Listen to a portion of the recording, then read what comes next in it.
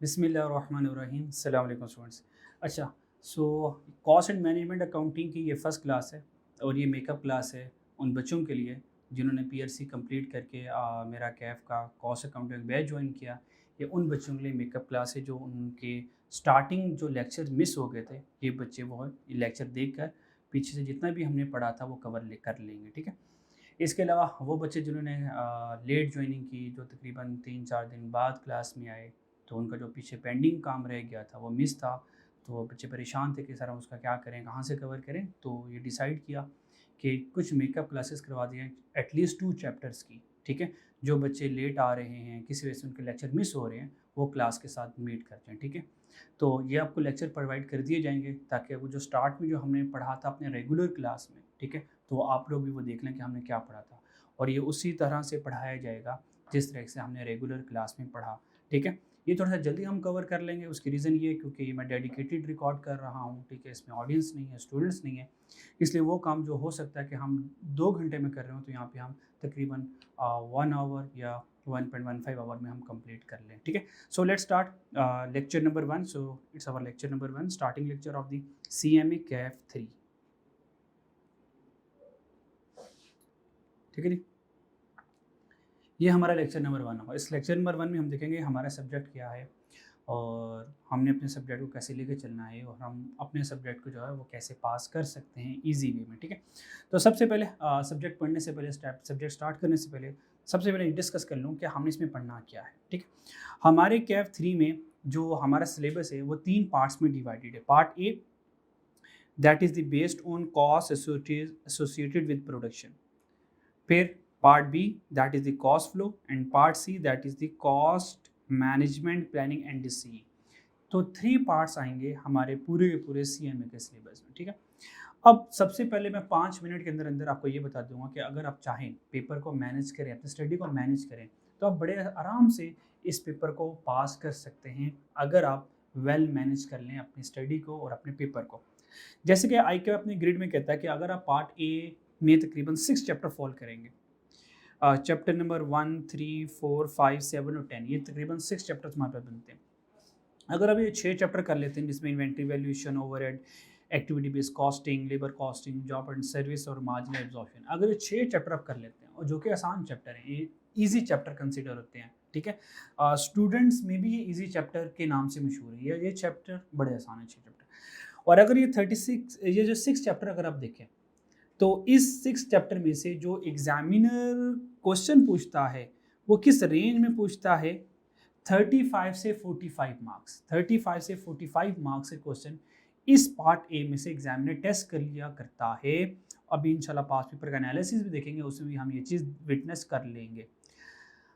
अगर 35 से 45 marks on average यहाँ से अगर हम कैलकुलेट करें तो 35 और 45, तो फॉर एग्जांपल ऑन एवरेज भी अगर हम बात कर लें तो फॉर एग्जांपल 40 मार्क्स यहाँ से पूछ लेगा। कितने मार्क्स पूछ लेगा? 40 मार्क्स। 40 मार्क्स का पेपर इन 6 चैप्टर में से आ जाएगा, ठीक है। ये वो 6 चैप्टर होंगे जिसमें हम इंशाल्लाह ताला वेल प्रैक्टिस्ड होंगे और ये आपको कंसेप्चुअली स्ट्रांग होंगे।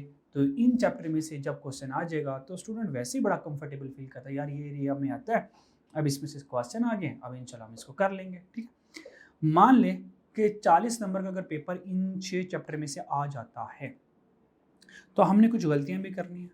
कुछ गलतियां कर के हम तकरीबन 30 मार्क्स यहाँ से इजीली ले सकते हैं, गलतियां करने के बावजूद, मुश्किल एडजस्टमेंट निकालने के बावजूद।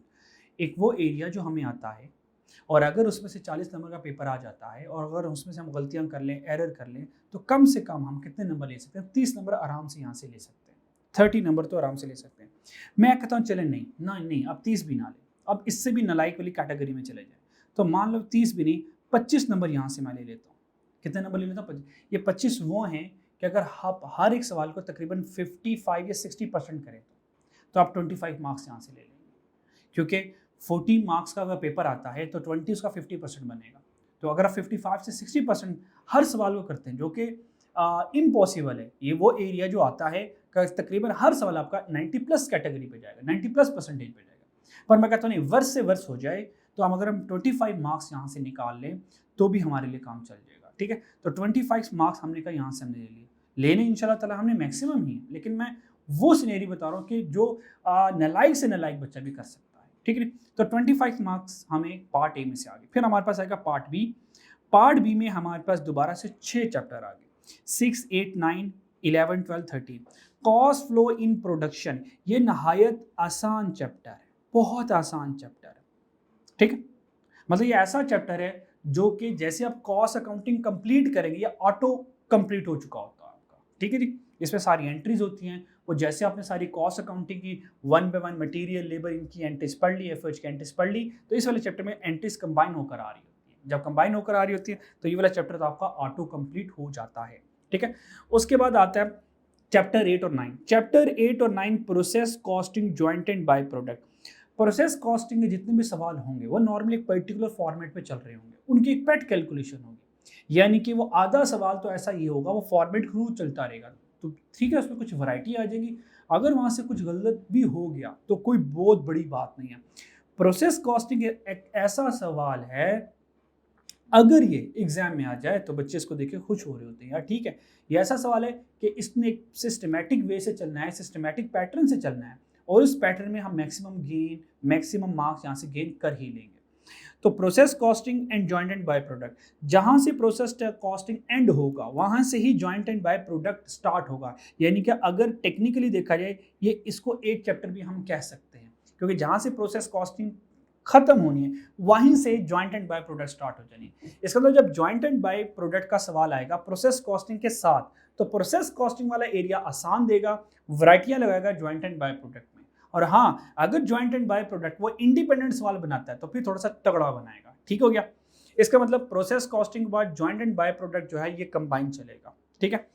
उसके बाद हाँ, इस चैप्टर में हमें मेहनत करनी पड़ेगी प्रोसेस कॉस्टिंग में और जॉइंट एंड बाय प्रोडक्ट में, लेकिन इसका फॉर्मेट इतना ज़बरदस्त है कि आप मैक्सिमम यहाँ से मार्क्स निकाल लोगे। फिर 11 और 12 standard costing and variance analysis, तो जहाँ से स्टैंडर्ड कॉस्टिंग खत्म होगा वहाँ से वेरियंस एनालिसिस स्टार्ट होगा, ठीक है। अब वेरियंस एनालिसिस में फॉर्मूलाज है, ये भी एक पेट फॉर्मेट पे चलेगा। वेरियंस एनालिसिस का क्वेश्चन भी एक पेट फॉर्मेट पे चलता है, एक पर्टिकुलर फॉर्मेट में चलता है, एक पर्टिकुलर सीक्वेंस में चलता है।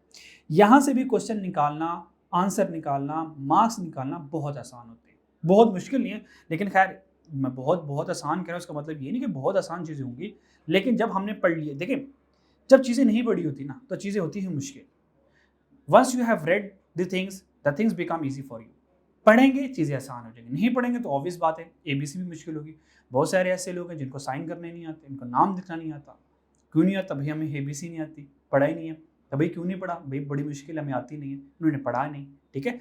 तो जब आप ये चीज़ें पढ़ लेंगे, चैप्टर पढ़ लेंगे, ये सारे चैप्टर आप लोगों के लिए हो जाएंगे आसान, लेकिन फिर भी चैलेंजिंग फैक्टर तो रहता है। उस चैलेंजिंग फैक्टर के लिए हमने फाइट करनी होगी, लड़ाई करनी होगी, और ये सारे हम सीखेंगे जब हम पास पेपर की प्रैक्टिस करेंगे, ठीक है जी। अच्छा जी, स्टैंडर्ड कॉस्टिंग वेरियंस एनालिसिस ये भी सीक्वेंस में जाएगा, तो यहाँ से भी हम मार्क्स निकाल सकते हैं, लेकिन ये process costing joint and by product वाला एरिया और स्टैंडर्ड कॉस्टिंग वेरिएंस वाला एरिया, ये दो एरिया जो है इस पर्टिकुलर ग्रुप बी के, ये कह लें रीढ़ की हड्डी है, मेन यही चैप्टर है। टारगेट कॉस्टिंग आसान है, इसमें मुश्किल नहीं होता, यानी कि ग्रुप बी में जो हमने फोकस करना है वो process costing joint and by product पर होगा और वेरिएंस एनालिसिस पर होगा, ठीक है। अच्छा, यहाँ से अगर मार्क्स की बात देखी जाए तो 20 से 30 मार्क्स का यहाँ से हमें पेपर आएगा। ऑन एवरेज निकालूँ तो ऑन एवरेज यहाँ से तकरीबन मेरे पास 25 मार्क्स बनेंगे।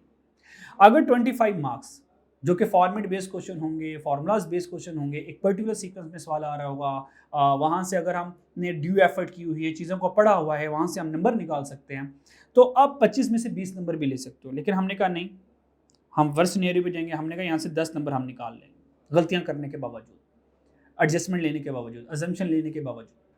तो इसका मतलब ये हुआ, ग्रुप ए में से मैंने 25 नंबर ले लिए और ग्रुप बी में से मैंने 10 नंबर ले लिए। टोटल मेरे पास कितने मार्क्स हो गए? सॉरी, और 10 बहुत कम हो गई तो फेलियर की तरफ चले गया, 15 लिखना था यहाँ पे। 25 में से 15 नंबर ले लिए। जब 25 में से हमने 15 नंबर ले लिए गलतियाँ करने के बावजूद, तो 25 हमने ग्रुप ए में ले लिए थे, 15 हमें ग्रुप बी में मिल गए। टोटल हमारे पास यहाँ तक की अगर बात की जाए 40 नंबर हम ले चुके हैं। अब पीछे रह गया 10 नंबर, पीछे रह गए 10 नंबर, और अब सबसे डरोना एरिया आ गया, that is the decision making. ये डिसीजन मेकिंग से सुनने में डरोना है, यकीन करें जब हम इसके क्वेश्चंस करेंगे तो ये इतना डरोना नहीं है, इतना कॉम्प्लेक्स नहीं है। सोचने का थोड़ा सा काम बढ़ जाता है। लेकिन अगर आप एक सिस्टमैटिक वे से सोचेंगे, एक पैटर्न पे सोचेंगे, तो सवाल में वो जो राज हैं, सवाल पढ़ते जाएंगे, राज खुद ब खुद खुलते जाएंगे। अगर आपके पास कॉन्सेप्ट है, अगर आपने चीज़ों को एग्जाम्पल को सिस्टमैटिक वे से सेट किया होगा, तो ठीक है, मुश्किल तो हो गया। अब मैं ये तो कह नहीं सकता कि भाई डिसीजन मेकिंग तो बहुत आसान है, भाई मुश्किल चीज़ है। कुछ ऐसी एडजस्टमेंट रहती है जो बाउंसर जाती हैं, जो उनकी समझ नहीं आती करना क्या है। लेकिन कुछ ऐसी भी एडजस्टमेंट होंगी यार, वो तो हम कर सकते होंगे ना। अगर एक 20 नंबर का सवाल आ रहा है, क्या 20 का 20 नंबर का सवाल मुझे समझ नहीं आ रहा होगा? ऑब्वियस समझ आ रहा होगा। मैं क्या 10 नंबर वहां से निकाल सकता हूँ, 12 नंबर निकाल सकता हूँ? भाई 10-12 नंबर निकालें, 8 नंबर छोड़ दें, जो बहुत मुश्किल है। और यकीन करें, कॉस का पेपर शायद पढ़ने में मुश्किल हो सकता है, लेकिन पास करने में मुश्किल नहीं हो सकता। इसको पास करना सबसे आसान है, क्योंकि जो जो वर्किंग करते जाओगे, जो जो कैलकुलेशन करते जाओगे, आई कैप ने उसके नंबर दे देना। जहां पर गलती होगी सिर्फ वहां के नंबर कटेंगे, अकुमुलेटेड एरर नहीं होगा। मतलब आपने एक स्टेप में गलती की है, उस स्टेप का कैलकुलेटेड अकुमुलेटेड इफेक्ट हर एक कैलकुलेशन पे जा रहा है। तो वैसे नहीं होगा कि आई कैप सारा क्वेश्चन रॉन्ग कर देगा भाई, क्योंकि तुम्हारी पहली कैलकुलेशन गलत हुई है फर्स्ट स्टेप की, और बाकी सारे स्टेप में उसी का ही इफेक्ट आ रहा था, लो सारा सवाल गलत। नहीं, ऐसा नहीं है। अगर फर्स्ट स्टेप पे गलती हुई तो वहीं पे वो नंबर काटेगा, फिर गलत कैलकुलेशन के साथ सारा सवाल, अगर आपने कॉन्सेप्ट सही अप्लाई किया हुआ तो आपको नंबर मिल जाएगा। ठीक है नहीं। अब आ जाए डरोना पार्ट, डिसीजन मेकिंग वाला पार्ट। डिसीजन मेकिंग में इन्वेंट्री मैनेजमेंट, सर लाजमी यहाँ से मैक्सिमम एग्जामिनर कभी इसको छोड़ता नहीं है, तो यहाँ से सवाल करेंगे। और ये बहुत मुश्किल एरिया नहीं, फिर से कह रहा हूँ, यहाँ से नंबर निकाले जा सकते हैं। यहाँ से सवाल आ जाए तो आराम से 50%, 60%, 70% तक सवाल आपका जा सकता है। ठीक है, तो इन्वेंट्री मैनेजमेंट ये बहुत मुश्किल नहीं है, आसान है। Cost volume profit, CVP. CVP पढ़ने में पढ़ाने में दोनों में आसान है, लेक्चर कॉन्सेप्ट वाइज आसान है। ये मुश्किल होगा इसके पास पेपर। इसके पास पेपर ड्रास्टिकली ड्रोने हैं। कुछ पास पेपर तो हो जाएंगे, लेकिन मैक्सिमम एग्जामिनर ने हर एक पास पेपर में नई वैरायटी लगाई है, हर एक पास पेपर में नई। अगर आप इसके 12 सवाल करेंगे, 12 सवाल में आपको नई नई बात मिल रही होगी, हर सवालों में नई नई बात मिल रही होगी, और अच्छी खासी नई नई बातें मिलेंगी। कभी रिवर्स कैलकुलेशन करवा रहा हो, कभी चीजें हिडन कर देगा, कभी 4 वर्किंग्स ओपन करवाने के बाद 5वीं वर्किंग ओपन करने के बाद वो आंसर तक हम पहुंच रहे होंगे। तो सीवीपी पढ़ने में बहुत आसान, पढ़ाने में बहुत आसान।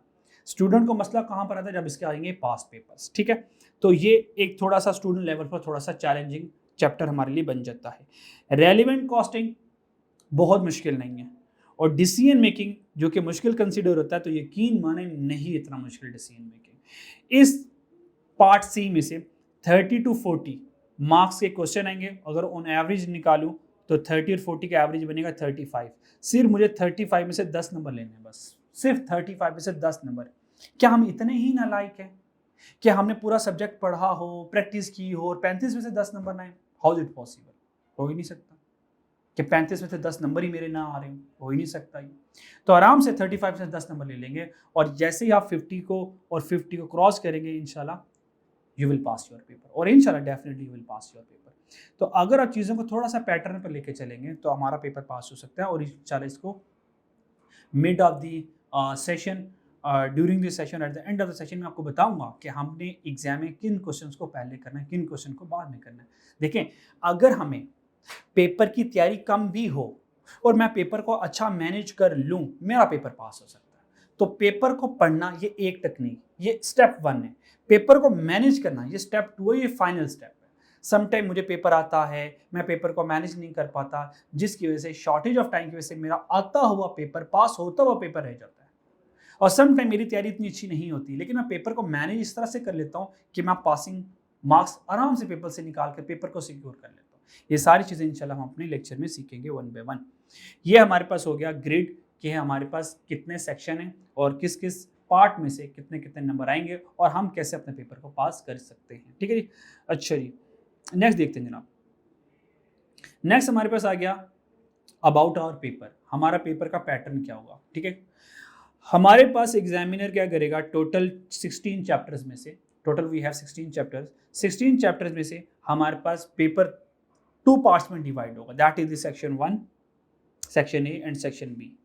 सेक्शन ए में से 6 सवाल आएंगे और सेक्शन बी में से 3 सवाल आएंगे। टोटल 6 + 3 टोटल 9 क्वेश्चन आएंगे आपके सीएमए के पेपर में। अगली बात, अब देखना पेपर यहाँ से भी पास करना आसान है। अगर थोड़ा सा अब यहाँ से पेपर मैनेजमेंट के बारे में थोड़ा सा आपको गाइड करूँगा। ये जो 6 क्वेश्चन आएंगे ना, ये आपको आएंगे 5 मार्क्स टू 10 मार्क्स। अगर अभी तक का देखा जाए 5 मार्क्स की वो थ्योरी पूछता है, एक सवाल थ्योरी दैट इज 5 मार्क्स, कभी 4 नंबर की कभी 6 नंबर की, लेकिन ऑन एवरेज वो 5 पे रुका हुआ है। अगर सेक्शन ए की बात करूं तो यहाँ से 6 क्वेश्चन आएंगे। नंबर ऑफ क्वेश्चन कितने आएंगे? 6 क्वेश्चन आएंगे, और मैक्सिमम यहाँ से जो मार्क्स वो आएगा ना 10 मार्क्स का आएगा। इसका मतलब ये है सेक्शन ए में से 6 सवाल आएंगे और टोटल पेपर यहाँ से 50 नंबर का मेरे पास आएगा, और मैक्सिमम सवाल कितने नंबर का रहेगा? 10 नंबर का। और एक बात याद रख लें, अगर एक सवाल के नंबर 10 हैं तो इसका मतलब एग्जाम में उसमें ज़्यादा वैरायटियाँ पूछ नहीं रहा, बहुत ज़्यादा उसका डिफिकल्टी लेवल नहीं होगा, वो एक इजी टू मॉडरेट लेवल के क्वेश्चंस होंगे। हाँ, एक आधी वैरायटियाँ आनी ही आनी है, एक आधी एडजस्टमेंट ने आपको परेशान करना ही करना है, तो ठीक है यार, उसको छोड़ें। जो रिमेनिंग आसान हिस्सा उसको काबू करें, 80% सवाल कर लें, काफ़ी है। मैंने तो आपको 60% का मार्जिन के साथ सारी ग्रेड बताइए कि 60%, हर सवाल को 60% कर लें, पेपर बहुत अच्छे नंबरों से पास हो जाए। ठीक है जी। तो अगर ये 6 क्वेश्चन आप लोग अच्छे से कर लें और हर एक क्वेश्चन के मैक्सिमम 10 नंबर भी, 10 नंबर तो खैर नहीं आएंगे ना, क्योंकि 60 नंबर का पेपर निकल जाएगा फिर तो, क्योंकि 50 पूरे करने हैं, तो हो सकता है कि 4 क्वेश्चन जो है वो 10-10 नंबर के हों तो कुछ थोड़े से कम हो जाए, ऑन एवरेज 50 नंबर बनेंगे। लेकिन कहने का मतलब ये है जो सेक्शन ए होगा उसमें से आसान सवाल आएंगे, उसमें ज़्यादा डिफिकल्टी लेवल नहीं होगा। इसलिए मेरी एडवाइस मेरे बच्चों को ये है कि वो हमेशा सेक्शन ए करें, क्योंकि सेक्शन ए आपको पासिंग के करीब ले जाएगा। सेक्शन ए आपको 40 नंबर तक, 35 नंबर तक का ले जाएगा, 30 नंबर तक चलो मैं कहता हूँ ले जाएगा, बाकी 20 नंबर रहेंगे वो ठीक है, सेक्शन बी में से लड़ाई करेंगे और वहां से निकाल लेंगे। ठीक है, लेकिन बच्चे का पेपर सेक्शन ए पास करवा चुका होता है, बच्चे आराम से 40 नंबर तक शुरू में पहुंच जाते हैं, 35 नंबर तक पहुंच जाते हैं। ठीक है, फिर आएगा सेक्शन बी। सेक्शन बी में 3 सवाल आने, और ये 3 सवाल अच्छे खासे तगड़े सवाल आने। अब सेक्शन बी से उम्मीद ना रखें कि एग्जामिनर आपको क्या करेगा, जनाब सब पीस ऑफ केक होगा, जनाब साहब बैठे आराम से नाश्ता करें, आपके लिए जनाब सब ब्रेकफास्ट आया। ठीक है, ऐसा नहीं होने वाला। सेक्शन बी में वो रगड़ा लगाएगा आपको, सेक्शन बी में ऐसी ऐसी एडजस्टमेंट पूछेगा जो कभी आपने पास पेपर में देखी नहीं होगी, हो सकता है वो कभी क्लास में सुनी ही ना हो, लेकिन क्योंकि कॉन्सेप्ट होगा, आपने वो कॉन्सेप्ट उन पे अप्लाई करना है, आपको कहीं ना कहीं रास्ता मिल जाएगा।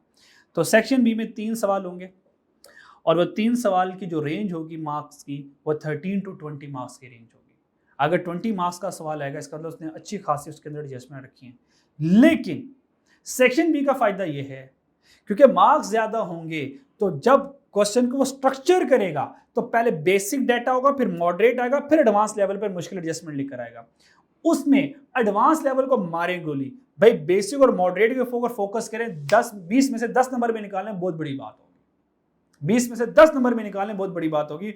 और हमें आखिर में सेक्शन बी में से, पार्ट सी में से हमें वैसे ही कम नंबर चाहिए होते हैं। अगर एक सवाल में से 20 में से 10 नंबर निकाल लिए, पेपर हमारा पहले पास हो जाए। तो सेक्शन बी से बिल्कुल डरने वाली बात नहीं है, बेशक क्वेश्चन लेंथी है, बेशक क्वेश्चन मुश्किल होगा, लेकिन बेसिक लेवल से उठ के एडवांस लेवल पे जाएगा ना। अब ऐसा थोड़ी होता है कि सारा सवाल एडवांस लेवल से पूछ रहा है, पॉसिबल ही नहीं है। जब क्वेश्चन सेट होता है बेसिक कैलकुलेशन से, मॉडरेट कैलकुलेशन से, फिर एडवांस मुश्किल डिफिकल्टी लेवल पर वो मूव करेगा। तो सेक्शन बी में जो 3 सवाल होंगे तो बच्चों ये थोड़े से चैलेंजिंग होंगे, और अच्छा इतने चैलेंजिंग नहीं होंगे कि आपसे सवाल ही समझ ना आए, अब कर ही ना पाए, अब कर लेंगे।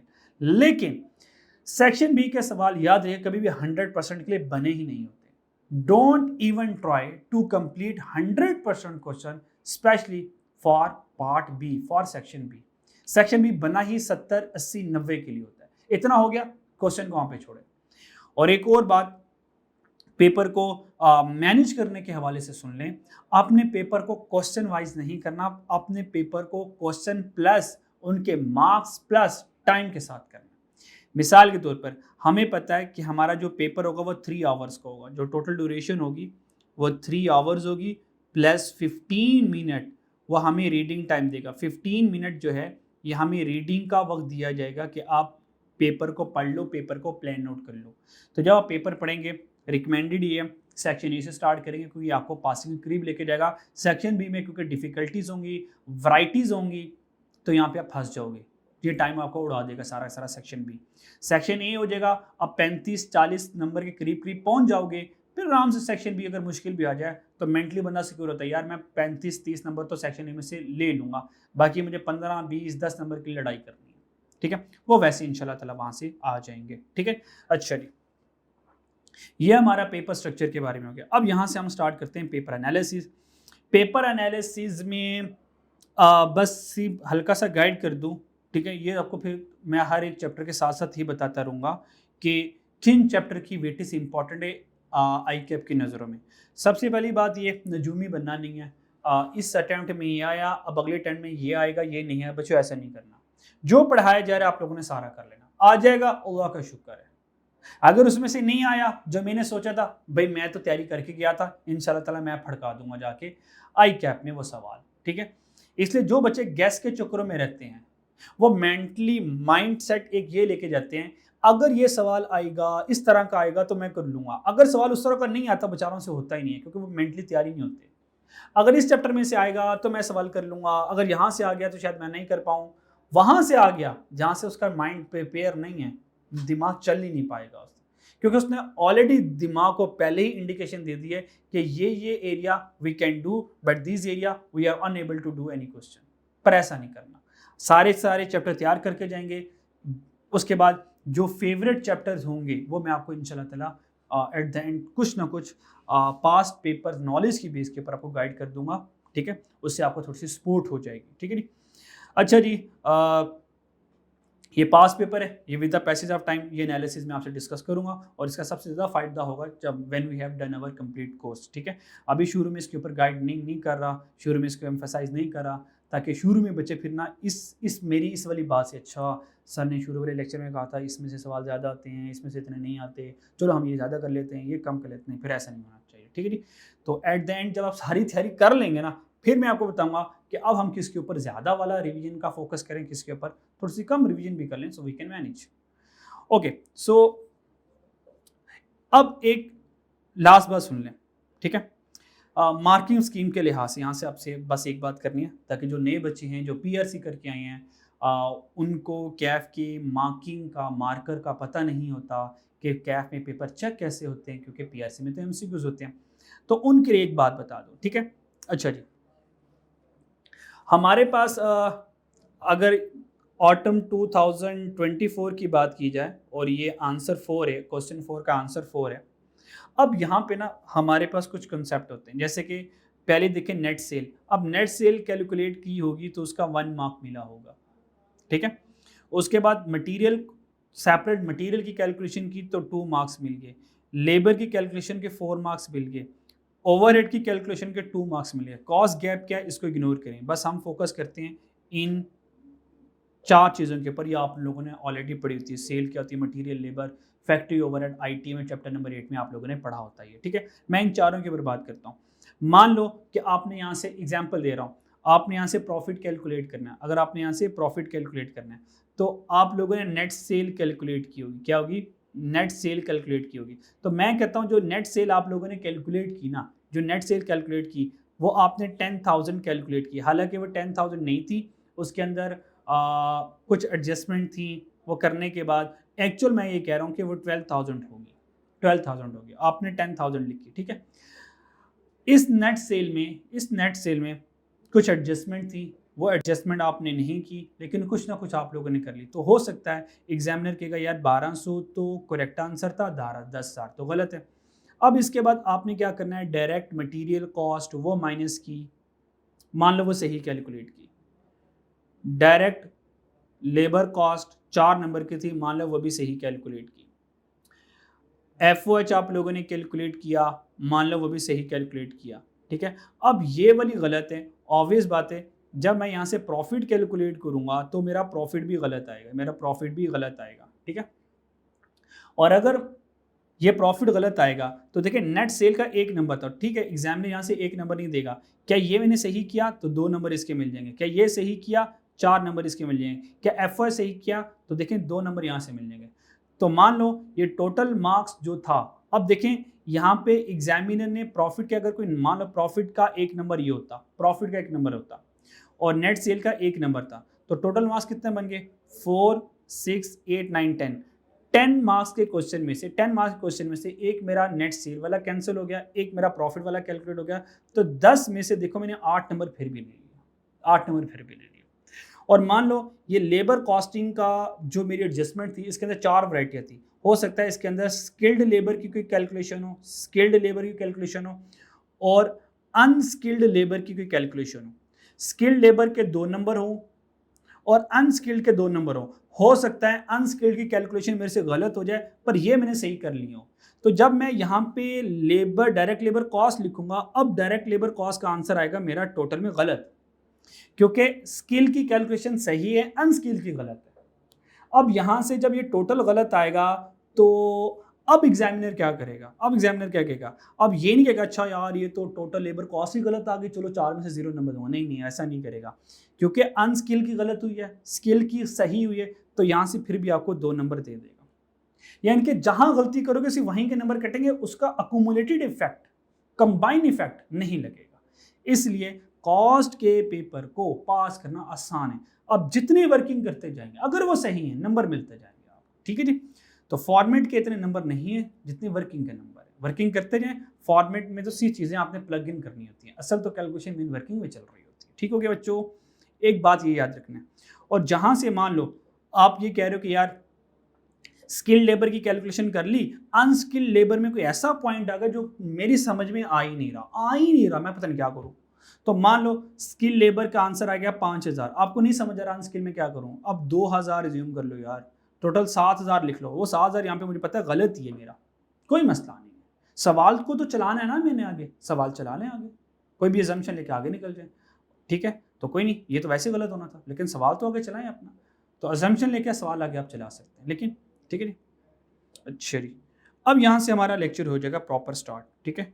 Why we study cost accounting, हम कॉस्ट अकाउंटिंग पढ़ क्यों रहे हैं, ठीक है। अच्छा यहाँ पे आ जाए, कॉस्ट अकाउंटिंग में याद रखिएगा, ये डे 1 से बता रहा हूँ, और जब मैं कॉस्ट अकाउंटिंग एंड कर रहा हूँ तब भी मेरे यही जुमले होंगे। कॉस्ट अकाउंटिंग में बिजनेस जो प्रोडक्ट बना रहा है, वो एक प्रोडक्ट को बनाने के लिए क्या क्या खर्चे कर रहा है। कॉस्ट अकाउंटिंग क्या है? बिजनेस जो एक यूनिट बना रहा है, एक यूनिट को बनाने के लिए क्या क्या खर्चे कर रहा है, उसको कैलकुलेट करने का नाम कॉस्ट अकाउंटिंग है। So what is the cost accounting? To calculate cost per unit of a business, to calculate cost per unit of a business. एक यूनिट कितने का बना रही है बिजनेस? मेरी मोबाइल बनाने की इंडस्ट्री है, मोबाइल बनाने की फैक्ट्री है, तो मैं एक मोबाइल कितने का बना रहा हूँ, एक लैपटॉप कितने का बन रहा है, फर्नीचर है तो एक सोफा कितने का बन रहा है, एक चेयर कितने की बन रही है, एक फैन कितने का बन रहा है। तो यूनिट जो है, जो बिजनेस बना रहा है, उसको कैलकुलेट, उसकी कॉस्ट कैलकुलेट करने का नाम कॉस्ट अकाउंटिंग है। तो कॉस्ट अकाउंटिंग में हम क्या करेंगे? To calculate cost per unit, एक यूनिट को बनाने की क्या कॉस्ट है। डन हो गया। और ये प्रोडक्शन कौन कर रहा होगा? ऑब्वियसली कोई ना कोई मैन्युफैक्चरिंग बिजनेस कर रहा होगा। तो बिजनेस हमारे पास क्या है? तो बिजनेस वो एक्टिविटी होती है which is perform by multiple person for the purpose of making goods and services to earn profit, ठीक है। प्रॉफिट कमाने के लिए जो हम गुड्स एंड सर्विसेज प्रोड्यूस करेंगे, बनाएंगे, बेचेंगे, वो हमारी क्या है? बिजनेस है। बिजनेस 3 तरह का होता है, ट्रेडिंग बिजनेस, मैन्युफैक्चरिंग बिजनेस और सर्विस सेक्टर।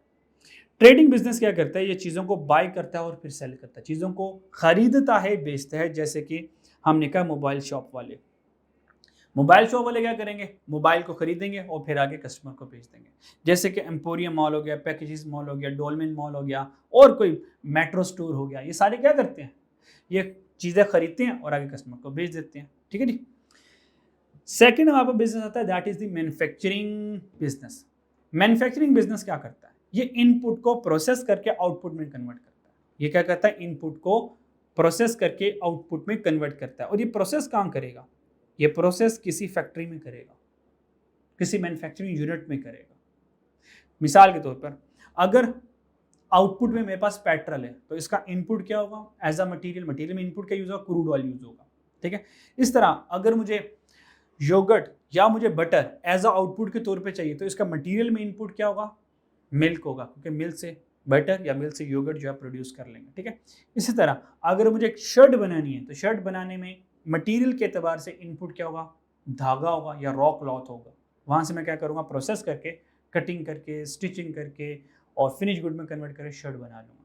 तो मैन्युफैक्चरिंग बिजनेस एक्चुअली करता क्या? ये चीज़ों को खुद बनाता है, then sell it to the customer. Manufacture itself then sell it to the customer. तो ये चीजें मैन्युफैक्चर करके क्या करेगा, कस्टमर को बेचेगा। और मैन्युफैक्चरिंग बिजनेस में मुझे फैक्ट्री की जरूरत पड़ती है, ट्रेडिंग बिजनेस में मुझे फैक्ट्री की जरूरत नहीं पड़ती। जैसे कि सुजुकी कार वाले ये गाड़ी खुद बनाकर बेचते हैं, नेस्ले वाले खुद प्रोडक्ट बनाकर बेचते हैं, यूनिलीवर वाले खुद प्रोडक्ट बनाकर बेचते हैं, ठीक है जी। अच्छा जी, कोक पेप्सी वाले, सॉफ्ट ड्रिंक वाले, चिप्स वाले, बिस्किट्स वाले, ये मैन्युफैक्चरिंग करके बिस्कोनी वाले बिस्किट बनाकर बेचते हैं, ठीक है जी। सर्विस सेक्टर जो सर्विसेज प्रोवाइड करते हैं, जैसे कि सीए फर्म्स हो गए, कॉलेजेस हो गए, डॉक्टर, आईटी, बार्बर्स हो गए, कॉबलर्स हो गए, ठीक है, लॉयर्स हो गए, ये सारे सर्विस सेक्टर हैं जो कि सर्विस प्रोवाइड करते हैं। हमारा एरिया कॉस्ट अकाउंटिंग में किसके ऊपर फोकस करेगा, सिर्फ और सिर्फ मैन्युफैक्चरिंग यूनिट के ऊपर करेगा। हम सारी कैलकुलेशन मैन्युफैक्चरिंग बिजनेस के एतबार से करेंगे, ठीक है जी। अच्छा जी, आगे चलते हैं। Next, accounting. वैसे एज अ सब्जेक्ट के तौर पर दो तरह की अकाउंटिंग होती है, cost and number one is financial accounting, second one is cost and management accounting. लेकिन अगर देखा जाए तो हमारे पास अकाउंटिंग तीन तरह की बनती है। एक फाइनेंशियल अकाउंटिंग, फाइनेंशियल अकाउंटिंग का काम क्या था, to record business transaction of a business, to record business transactions. वो बिजनेस की ट्रांजैक्शंस को रिकॉर्ड करता है। जब बिजनेस को ट्रांजैक्शंस को रिकॉर्ड करता है तो उसका मतलब मकसद क्या होता है, उसका मकसद कुछ फाइनेंशियल स्टेटमेंट्स बनाना होता है।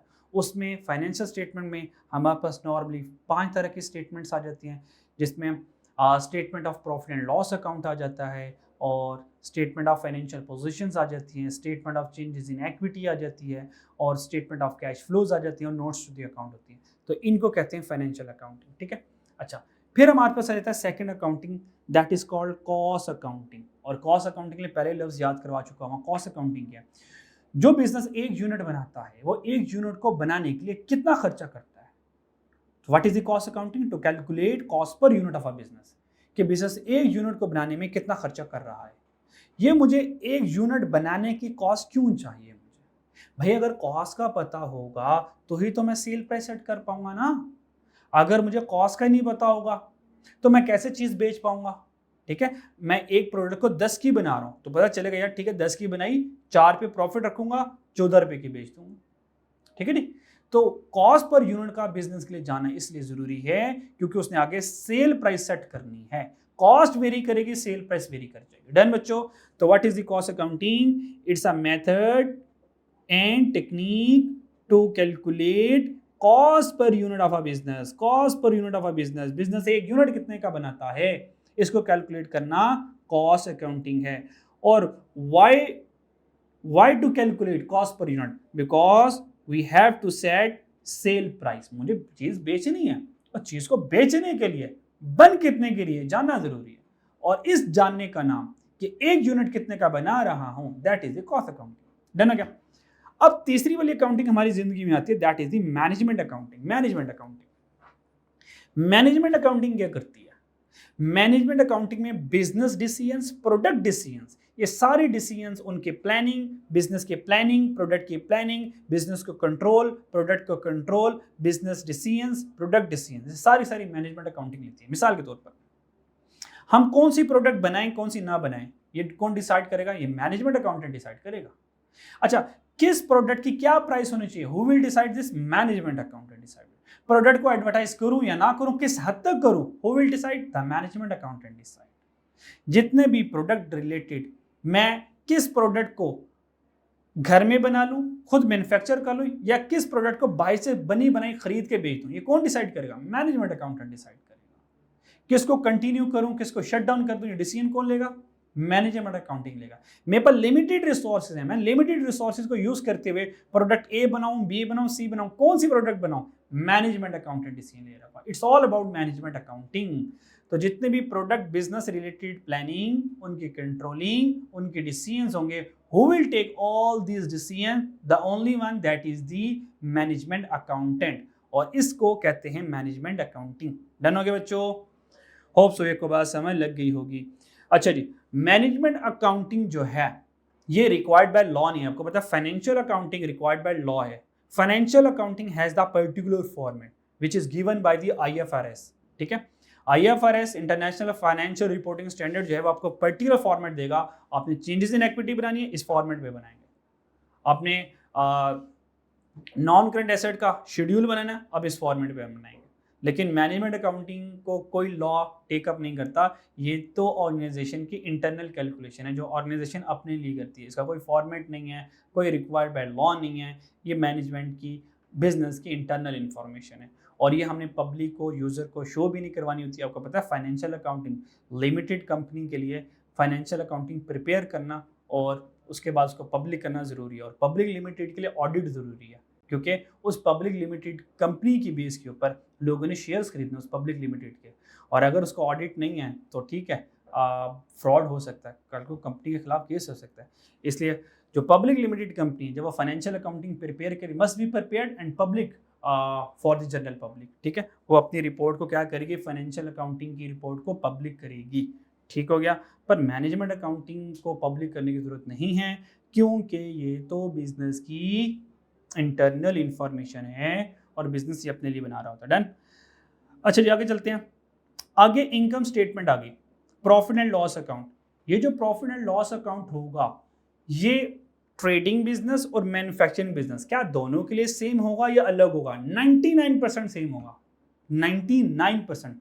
मैं खैर कुछ ज़्यादा नहीं कह दिया मैंने, चलो 95 कर लेते हैं, 95 चलेगा। 95% तक सेम है, हालांकि 99 भी सही है लेकिन थोड़ा ज़्यादा ही हो जाएगा ये, ठीक है। 95% तक दोनों की इनकम स्टेटमेंट मैच करती है। अब कैसे? I will prove this, tension ना लें। अगर आप मेरे यहाँ पे स्क्रीन पे देखें तो मेरे पास दो डिफरेंट कलर नज़र आ रहे हैं आपको। एक ये ब्लू कलर वाला परचेजेस नज़र आ रहा है और एक आपको रेड कलर में कॉस्ट ऑफ गुड्स मैन्युफैक्चर्ड नज़र आ रहा है। बाकी सब कुछ देखें ब्लैक कलर में।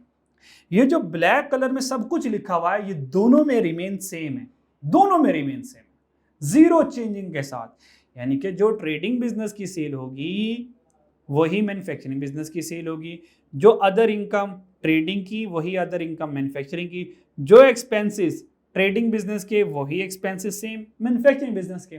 डिफरेंस कहाँ आता है? ट्रेडिंग बिजनेस क्या करेगा, चीजों को परचेज करके सेल करेगा, जबकि मैन्युफैक्चरिंग बिजनेस क्या करेगा, गुड्स मैन्युफैक्चर, चीजों को बनाकर बेचेगा। तो ट्रेडिंग बिजनेस में कॉस्ट में परचेज कॉस्ट आएगी, जबकि मैन्युफैक्चरिंग बिजनेस में गुड्स को मैन्युफैक्चर करने की कॉस्ट आएगी। बस ये फर्क है दोनों, बाकी सब रिमेन सेम। डन हो गया बच्चों? अब हम, क्योंकि हमने मैन्युफैक्चरिंग बिजनेस के लिए सब पढ़ना है, तो हम मैन्युफैक्चरिंग बिजनेस के ऊपर बात करेंगे, ठीक है जी। अच्छा जी,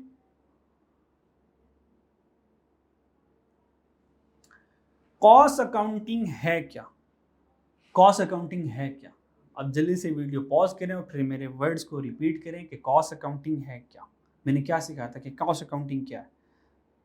तो cost accounting is nothing but to calculate cost per unit of a business. Business एक यूनिट कितने का बना रहा है, ये मेरी क्या है, कॉस्ट अकाउंटिंग है, ठीक है। अब cost per unit of a product, एक यूनिट बनाने के लिए, एक यूनिट बनाने के लिए कॉस्ट, अब इसके ऊपर बात करते हैं। Cost per unit of a product, जो एक यूनिट बनाऊंगा उसकी कॉस्ट। अच्छा जी, मान लें आज हमारा प्रोडक्शन प्रोसेस का पहला दिन है और ये सारी के सारी मेरे पास मेरी फैक्ट्री है। दिस इज माय फैक्ट्री, ये सारी फैक्ट्री मेरी, ठीक है जी। ये सारी जो ब्लैक बॉक्स है ये मेरी फैक्ट्री है। सो मेरी फैक्ट्री में 3 कमरे होंगे। मेरी फैक्ट्री में कितने कमरे होंगे? 3 कमरे होंगे। सो रूम नंबर 1 जिसका नाम है रॉ मटेरियल स्टोर, जिसका क्या नाम है, रॉ मटेरियल स्टोर, ये आ गया मेरे पास रूम 1, ठीक है जी, रॉ मटेरियल स्टोर आ गया। फिर मेरे पास आएगा room number 2, that is called production department. Room number 2 कौन सा आ गया? Production department. और ऑब्वियस बात है सारी मेरी फैक्ट्री है तो प्रोडक्शन डिपार्टमेंट तो फैक्ट्री में होगा। और एक और बात याद रख लें, प्रोडक्शन डिपार्टमेंट को कॉस्ट अकाउंटिंग की दुनिया में, प्रोडक्शन डिपार्टमेंट को कॉस्ट अकाउंटिंग की दुनिया में वर्क इन प्रोसेस कहते हैं। ये बात याद रख लीजिएगा, प्रोडक्शन डिपार्टमेंट को कॉस्ट अकाउंटिंग की दुनिया में वर्क इन प्रोसेस कहते हैं, क्योंकि प्रोडक्शन डिपार्टमेंट में प्रोसेसिंग हो रही होती है, इनपुट आउटपुट में कन्वर्ट हो रहा होता है। क्योंकि प्रोडक्शन डिपार्टमेंट में काम चल रहा होता है इनपुट को आउटपुट में कन्वर्ट करने का, दैट्स वाई प्रोडक्शन डिपार्टमेंट को हम कॉस्ट अकाउंटिंग में वर्क इन प्रोसेस कहते हैं। डन बच्चों। और इसको सेमी फिनिश गुड भी कहते हैं। सेमी फिनिश गुड क्यों? क्योंकि यहाँ पे चीज़ें वर्क इन प्रोसेस में होती हैं, यानी कि 100% कंप्लीट नहीं होती। तो ये हमारा दूसरा कमरा होगा, रूम होगा, जिसका नाम है प्रोडक्शन डिपार्टमेंट। और तीसरा हमारे पास फैक्ट्री में रूम होगा, that is the finish good store. जो चीज़ें बनती रहेंगी वो फिनिश गुड स्टोर में मैं रखता चला जाऊँगा। ठीक है, let's talk about the room number 1, that is the raw material. आज मेरा फैक्ट्री का पहला दिन है, तो सोचें ज़रा, रॉ मटेरियल स्टोर में कुछ पड़ा होगा? नहीं, अभी तो मैंने फैक्ट्री ओपन की है, आज फैक्ट्री का पहला दिन है, मैंने कुछ खरीदा ही नहीं है, तो रॉ मटेरियल स्टोर में क्या होगा? तो रॉ मटेरियल स्टोर क्या होगा? एम्प्टी होगा पहले दिन। डन हो गया, पहले दिन कोई रॉ मटेरियल यहाँ पे नहीं पड़ा होगा। मान ले बिजनेस करते हुए हमें 4 साल हो गए, बिजनेस करते हुए हमें 4 साल हो गए, ठीक है। जब बिजनेस करते हुए हमें चौथा साल है, आज 4th ईयर्स है, ठीक है। तो जो तीसरे साल खत्म हुआ होगा, तो तीसरे साल का कुछ मटेरियल बच गया होगा जो चौथे साल में ओपनिंग बनेगा, ठीक है। तो जब मैं 4th ईयर पर हूँगा तो मेरे पास यहाँ पे मुझे कुछ ना कुछ रॉ मटेरियल स्टोर रूम में नजर आ रहा होगा। डन हो गया, तो that is called the opening raw material. ये मेरे पास ओपनिंग रॉ मटेरियल होगा। अच्छा, मुझे तो पूरा साल प्रोडक्शन करनी है ना, मुझे तो पूरा साल चीजें बनानी है। अगर मुझे पूरा साल चीजें बनानी है, क्या मैं ओपनिंग रॉ मटेरियल की बेस के ऊपर पूरा साल प्रोडक्शन कर सकता हूँ? नहीं भाई, नहीं कर सकता, क्योंकि वो जो ओपनिंग मटेरियल होगा वो इनसफिशिएंट होगा for the whole year demand. मुझे और मटेरियल खरीदना पड़ेगा ताकि मैं पूरे साल की या पूरे एक टाइम पीरियड की प्रोडक्शन जो है वो कर सकूँ, डिमांड को पूरा कर सकूँ। तो इसका मतलब ये होगा, मुझे ओपनिंग मटेरियल क्योंकि मेरे लिए सफिशिएंट नहीं है for the whole year, so we have to purchase the extra material. तो हम क्या करेंगे? मटेरियल परचेज करेंगे।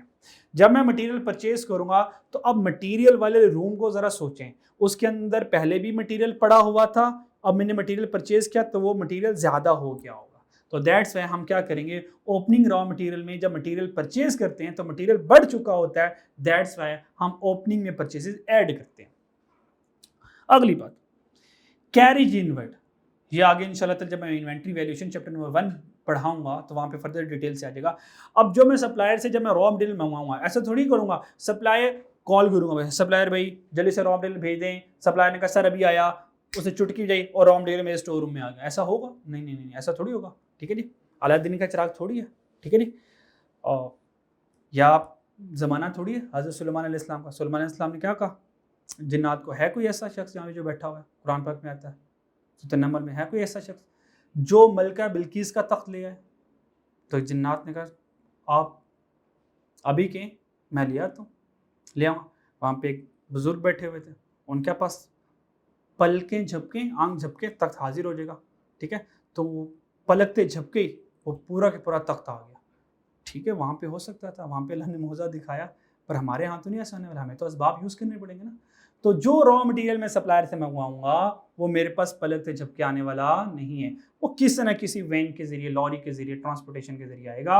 और वो जो ट्रांसपोर्टेशन का एक्सपेंस आएगा, मटेरियल को ख़रीदने की वजह से आया, तो वो क्या करेगा? मटेरियल की कॉस्ट में ऐड हो जाएगा। तो जो कैरेज इनवर्ड होगा वो भी हम ऐड कर देंगे, और अगर हमें कोई डिस्काउंट मिला होगा वो डिस्काउंट माइनस कर देंगे। और जितना भी रॉ मटेरियल में मेरे पास, जितनी भी कॉस्ट का रॉ मटेरियल मेरे पास पड़ा होगा, उसमें से कुछ रॉ मटेरियल प्रोडक्शन में चला जाएगा। मेरे पास जितना भी रॉ, फॉर एग्जाम्पल मेरे पास 5000 का, मेरे पास 5000 का रॉ मटेरियल पड़ा हुआ है, इसमें से 2000 का मटेरियल मैंने अपने पास बचा लिया। मेरे पास कितने का रॉ मटेरियल पड़ा हुआ था? 5000 का। 5000 में से 2000 का मटेरियल मैंने संभाल के रख लिया। तो सोचो 3000 किधर गया? ये 3000 का मटेरियल प्रोडक्शन में चला गया। तो रूल क्या बना? जब हम क्लोजिंग मटेरियल माइनस कर देंगे तो फिर मेरे पास जो आंसर आएगा वो उसका नाम होगा मटेरियल यूज्ड इन प्रोडक्शन। क्या आएगा? मटेरियल यूज्ड इन प्रोडक्शन, यानी कि ओपनिंग प्लस परचेजेस, कुछ रॉ मटेरियल क्लोजिंग वाला रॉ मटेरियल मैंने अपने पास रख लिया। तो फिर बाकी कहाँ चला गया? आला तालीम हासिल करने के लिए इंग्लैंड चले गया। कहाँ चले गया? आला तालीम हासिल करने के लिए प्रोडक्शन डिपार्टमेंट में वो मटेरियल चला गया होगा। तो मटेरियल यूज्ड इन प्रोडक्शन को बच्चों कहते हैं, मटेरियल यूज्ड इन प्रोडक्शन को कहते हैं मटेरियल कंज्यूम्ड क्या कहते हैं, ये नाम अल्टरनेटिव बच्चों आप लोगों ने याद रखने हैं, ठीक है जी। ये एग्जामिनर नाम जो है वो चेंज कर करके आपको गुमराह करेगा, तो आपने गुमराह होना नहीं है। तो इसको कहेंगे मटेरियल कंज्यूम्ड, क्या कहेंगे, material consume, material used in production क्या कहेंगे, मटेरियल कंज्यूम, और इसी को ही कहेंगे मटेरियल इशूड टू प्रोडक्शन। ये सारे नाम का मतलब एक ही है, मटेरियल हमारे स्टोर रूम से प्रोडक्शन डिपार्टमेंट में जा रहा है, उसको अल्लाह हाफिज कह देंगे हम फिर, तो कहेंगे मटेरियल इशूड टू प्रोडक्शन, ठीक है जी। मटेरियल जो है वो प्रोडक्शन में अब चला गया, जब मटेरियल प्रोडक्शन डिपार्टमेंट में चला गया, सो इस मटेरियल को कौन वेलकम करेगा, who will welcome this material, तो ऑब्वियस बात है डायरेक्ट लेबर। डायरेक्ट लेबर क्या करेगी, इस मटेरियल को वेलकम करेगी, क्योंकि डायरेक्ट लेबर ने इस मटेरियल के ऊपर प्रोसेसिंग करनी, इस मटेरियल के ऊपर काम करना है। अब डायरेक्ट लेबर जो होगी वो क्या करेगी, प्रोडक्शन डिपार्टमेंट में होगी, और वो इस मटेरियल को क्या करेगी, वेलकम करेगी। अब डायरेक्ट मटेरियल और डायरेक्ट लेबर दोनों आ गए। अब प्रोसेस करने के लिए मुझे कुछ ना कुछ टूल्स चाहिए होंगे, कुछ ना कुछ इक्विपमेंट्स चाहिए होंगे, कुछ ना कुछ मशीन्स चाहिए होंगी, जिससे मैं उस मटेरियल को कन्वर्ट कर पाऊं फिनिश गुड में। अब डायरेक्ट लेबर जो होगा वो प्रोडक्शन डिपार्टमेंट में जितनी भी मशीनरीज होंगी उन सबको इस्तेमाल करेगा, और क्या करेगा, मटेरियल को कन्वर्ट करेगा फिनिश गुड में। क्योंकि सारी के सारी मैन्युफैक्चरिंग प्रोडक्शन डिपार्टमेंट में हो रही है, और प्रोडक्शन डिपार्टमेंट एक फैक्ट्री का हिस्सा है, तो इसका मतलब डायरेक्ट लेबर क्या करेगा, फैक्ट्री के अदर एक्सपेंसेस को यूज करेगा ताकि वो रॉ मटेरियल को आउटपुट यानी कि फिनिश गुड में कन्वर्ट कर सके। अच्छा, अब उसमें हर वो एक्सपेंस, वो इंसान हो या इंसान ना हो, कोई भी चीज, किसी भी चीज का किस्म का खर्चा हो, वो लेबर की हेल्प करे ताकि लेबर प्रोडक्शन कर सके, इसको कहते हैं एफओएच, फैक्ट्री ओवरहेड। सो फैक्ट्री ओवरहेड वो खर्चे होंगे, वो सारे के सारे इनडायरेक्टली प्रोडक्ट का हिस्सा बनेंगे, और वो सारे के सारे जो फैक्ट्री के खर्चे होंगे वो लेबर को सपोर्ट करेंगे ताकि लेबर जो है वो चीजें आराम सुकून से बना सके। एग्जाम्पल के तौर पे, एग्जाम्पल यहां से स्टार्ट ले रहा हूं मैं, मशीन्स। आपको पता है मशीन से अगर machine, without machine labours will be unable to convert raw material into the finish good. Machine के बगैर लेबर नहीं कन्वर्ट कर सकता, तो मशीनें हेल्प करेंगी लेबर को, तो मशीनों के ऊपर जो खर्चा आएगा इसको फैक्ट्री ओवरहेड कहेंगे।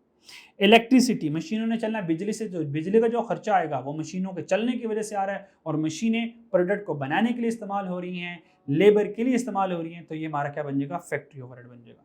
रिपेयर एंड मेंटेनेंस, मशीन खराब हो गई तो उनको जो रिपेयर एंड मेंटेनेंस कॉस्ट आएगा ये फैक्ट्री ओवरहेड्स कहलाएंगे। फैक्ट्री का रेंट फैक्ट्री ओवरहेड कहलाएगा, ठीक है, क्योंकि प्रोडक्शन कहाँ पे हो रही है, फैक्ट्री में, तो फैक्ट्री रिलेटेड जितने खर्चे होंगे उन सब को हम कहते हैं एफओएच। तो हमारे पास अब तक के 3 खर्चे इकट्ठे हो गए। नंबर 1 रॉ मटेरियल, जो कि रॉ मटेरियल स्टोर से आएगा। नंबर 2 डायरेक्ट लेबर, वो बंदा जो चीज़ों को कन्वर्ट करेगा, रॉ मटेरियल कन्वर्ट करेगा फिनिश गुड में। और तीसरा खर्चा हमारी ज़िंदगी में आया एफओएच, यानी कि लेबर जिन खर्चों को इस्तेमाल करेगी रॉ मटेरियल को फिनिश गुड में कन्वर्ट करने के लिए, वो फैक्ट्री ओवरहेड्स कहलाते हैं। फैक्ट्री ओवरहेड मीन एक्सपेंसेस, वो फैक्ट्री एक्सपेंसेस कहलाते हैं। अगर अपनी फैक्ट्री है तो डेप्रिसिएशन फैक्ट्री एक्सपेंस होगा। अगर हमने किसी एसेट की, मशीनें की कीमती है, उसकी इंश्योरेंस करवा ले तो इंश्योरेंस कॉस्ट फैक्ट्री ओवरहेड होगा। जनरेटर फ्यूल, और इसके अलावा factory related, all factory related expenses are called FOH, ठीक है। अगर मैं एफओएच की लिस्ट बताऊं, नहीं बता सकता, बहुत ज़्यादा है, तो एफओएच के लिए सूटेबल वर्ड क्या है, हम ये कहेंगे हर वो खर्चा जो डायरेक्ट मटीरियल नहीं है, जो डायरेक्ट लेबर नहीं है, दोबारा हर वो खर्चा जो डायरेक्ट मटेरियल नहीं है, जो डायरेक्ट लेबर नहीं है, वो एफओएच। डन हो गया। तो प्रोडक्शन डिपार्टमेंट में 2 लोग रहते हैं। नंबर 1 डायरेक्ट लेबर रहता है, और नंबर 2 एफओएच लोग नहीं है, वैसे एग्जांपल के लिए दे रहा हूँ, क्योंकि वो एफओएच वहाँ से इंसान हो गए हैं, ठीक है। तो प्रोडक्शन डिपार्टमेंट में यानी कि वर्क इन प्रोसेस डिपार्टमेंट में 2 लोग रहते हैं, एक डायरेक्ट लेबर रहता है और एक एफओएच रहते हैं। अब ये डायरेक्ट लेबर और एफओएच दोनों मिलकर दोनों कंबाइन होकर क्या करते हैं, मटेरियल को कन्वर्ट करते हैं फिनिश गुड में। So that's why direct labour को और एफओएच को दोनों को कहते हैं कन्वर्जन कॉस्ट, इनका नाम है conversion cost. Direct labour plus FOH, इन दोनों का नाम क्या, कन्वर्जन कॉस्ट। अच्छा, क्यों कन्वर्जन कॉस्ट है, क्योंकि these convert raw material into finish good. ये दोनों हजरात मिलकर, डायरेक्ट लेबर और एफओएच दोनों मिलकर रॉ मटेरियल को फिनिश गुड में कन्वर्ट करते हैं। So that's why direct labour plus FOH is called conversion cost, because these convert raw material into the finished good। Done हो गया बच्चों, समझ लग गया हो, समझ लग गया होगा। अच्छा, फिर जब हमने चीजें बना ली, वो चीजें बन गई cost of good manufactured. Cost of good manufactured का मतलब क्या, गुड्स मैन्युफैक्चर्ड, जो चीजें आपने बनाई, कॉस्ट उनको बनाने की कॉस्ट क्या है, और उनको बनाने की कॉस्ट क्या लगेगी। कॉस्ट ऑफ गुड मैन्युफैक्चर्ड में कौन कौन सी कॉस्ट लगेगी, ये बात आपने याद रखनी है। 3 कॉस्ट लगेगी, 3 तरह की कॉस्ट लगेगी। डायरेक्ट मटेरियल कॉस्ट लगेगी, डायरेक्ट मटेरियल कॉस्ट लगेगी, डायरेक्ट लेबर कॉस्ट लगेगी और एफओएच लगेंगे। ये 3 तरह की कॉस्ट लगेगी किसी भी प्रोडक्ट को बनाने के लिए। Direct material cost, direct labour cost और फैक्ट्री ओवरहेड, ये 3 तरह की कॉस्ट लगेगी। डन हो गया। अच्छा, अब यहां पर आ जाए, मैन्युफैक्चरिंग बिजनेस में हमारे पास याद रखिएगा 3 तरह की इन्वेंट्री होंगी। 3 तरह की इन्वेंट्री, एक है रॉ मटेरियल की इन्वेंट्री, एक है वर्क इन प्रोसेस की इन्वेंट्री, एक है फिनिश गुड की इन्वेंट्री। तीनों कमरों में है, जरा तीनों कमरों में है। ये जो रॉ मटेरियल है, इसके पास ओपनिंग इन्वेंट्री भी है और इसके पास क्लोजिंग इन्वेंट्री भी है। इसका मतलब रॉ मटेरियल के पास अपनी इन्वेंट्री होगी। वर्क इन प्रोसेस डिपार्टमेंट में है। वर्क इन प्रोसेस यानी कि प्रोडक्शन डिपार्टमेंट में ऐसा नहीं होगा कि जितनी चीजें मैं अभी बना रहा हूँ सारी फिनिश गुड में कन्वर्ट कर लूंगा। हो सकता है मेरा टाइम खत्म हो गया हो और आज सारी की सारी जो चीजें हैं वो फिनिश गुड में कन्वर्ट ना हो पाए। कुछ जो है स्टिल अभी वर्क इन प्रोसेस में हो, 80% कंप्लीट हो, 70% कंप्लीट हो। तो वर्क इन प्रोसेस डिपार्टमेंट भी कुछ मेरे पास ओपनिंग वर्क इन प्रोसेस होगा, यानी कि पिछले वाले डिपार्टमेंट से या पिछले वाले टाइम पीरियड से मेरे पास आ रहे होंगे। और क्लोजिंग वर्क इन प्रोसेस अभी कुछ चीज़ों के ऊपर फर्दर काम होना बाकी है। तो यहाँ पर भी ओपनिंग क्लोजिंग यानी कि production department, work in process department की अपनी इन्वेंट्री होगी। और फिर जब चीज़ें बन जाएगी तो सारी की सारी जो चीज़ें वो मैं बेच नहीं सकता। एक साल के अंदर कुछ गुड्स जो होंगी वो रिमेन अनसोल्ड होंगी at the year and, that is called inventory stock. तो फिनिश गुड की भी अपनी इन्वेंट्री होगी। तो फैक्ट्री में 3 कमरे होंगे, रॉ मटेरियल उसकी अपनी इन्वेंट्री, वर्क इन प्रोसेस उसकी अपनी इन्वेंट्री, फिनिश गुड उसकी अपनी इन्वेंट्री। तो मैन्युफैक्चरिंग बिजनेस में याद रखिएगा हमारे पास 3 तरह की इन्वेंट्री होगी, raw material inventory, work in process inventory और फाइनली फिनिश गुड इन्वेंट्री। ठीक हो गया बच्चों। अच्छा जी, और अगर आप इन तीनों कमरों को गौर से देखें तो ये मैंने आपको मैन्युफैक्चरिंग अकाउंट का फॉर्मेट बनाया। ये मैन्युफैक्चरिंग अकाउंट का कॉन्सेप्चुअली फॉर्मेट है। तो चेक करें, यहाँ से यहाँ तक रॉ मटेरियल आ गया, ये सारा रॉ मटेरियल आ गया, ये रॉ मटेरियल आ गया। और रॉ मटेरियल में जब डायरेक्ट लेबर ऐड करते हैं तो ये मेरे पास प्राइम कॉस्ट बन जाती है। इसके बाद ये सारे नीचे वाला हिस्सा एफओएच आ जाएगा। जब एफओएच आ गया तो ये मेरे पास प्रोडक्ट कॉस्ट बन गई, और प्रोडक्ट कॉस्ट में से हम ओपनिंग क्लोजिंग माइनस करने के बाद और फिर उस प्रोडक्ट कॉस्ट में से opening finish good, closing finish good minus करूंगा तो ये कॉस्ट ऑफ गुड मैन्युफैक्चर्ड के बाद कॉस्ट ऑफ गुड सोल्ड पे आंसर आ जाएगा, ये वाला। ठीक है, तो ये जो मैंने आपको कंसेप्ट समझाया, ये cost of good manufacture account समझाया कंसेप्चुअली। और अगर आपने इसका फॉर्मेट देखना है तो ये नीचे मैंने इसका फॉर्मेट बनाया हुआ है।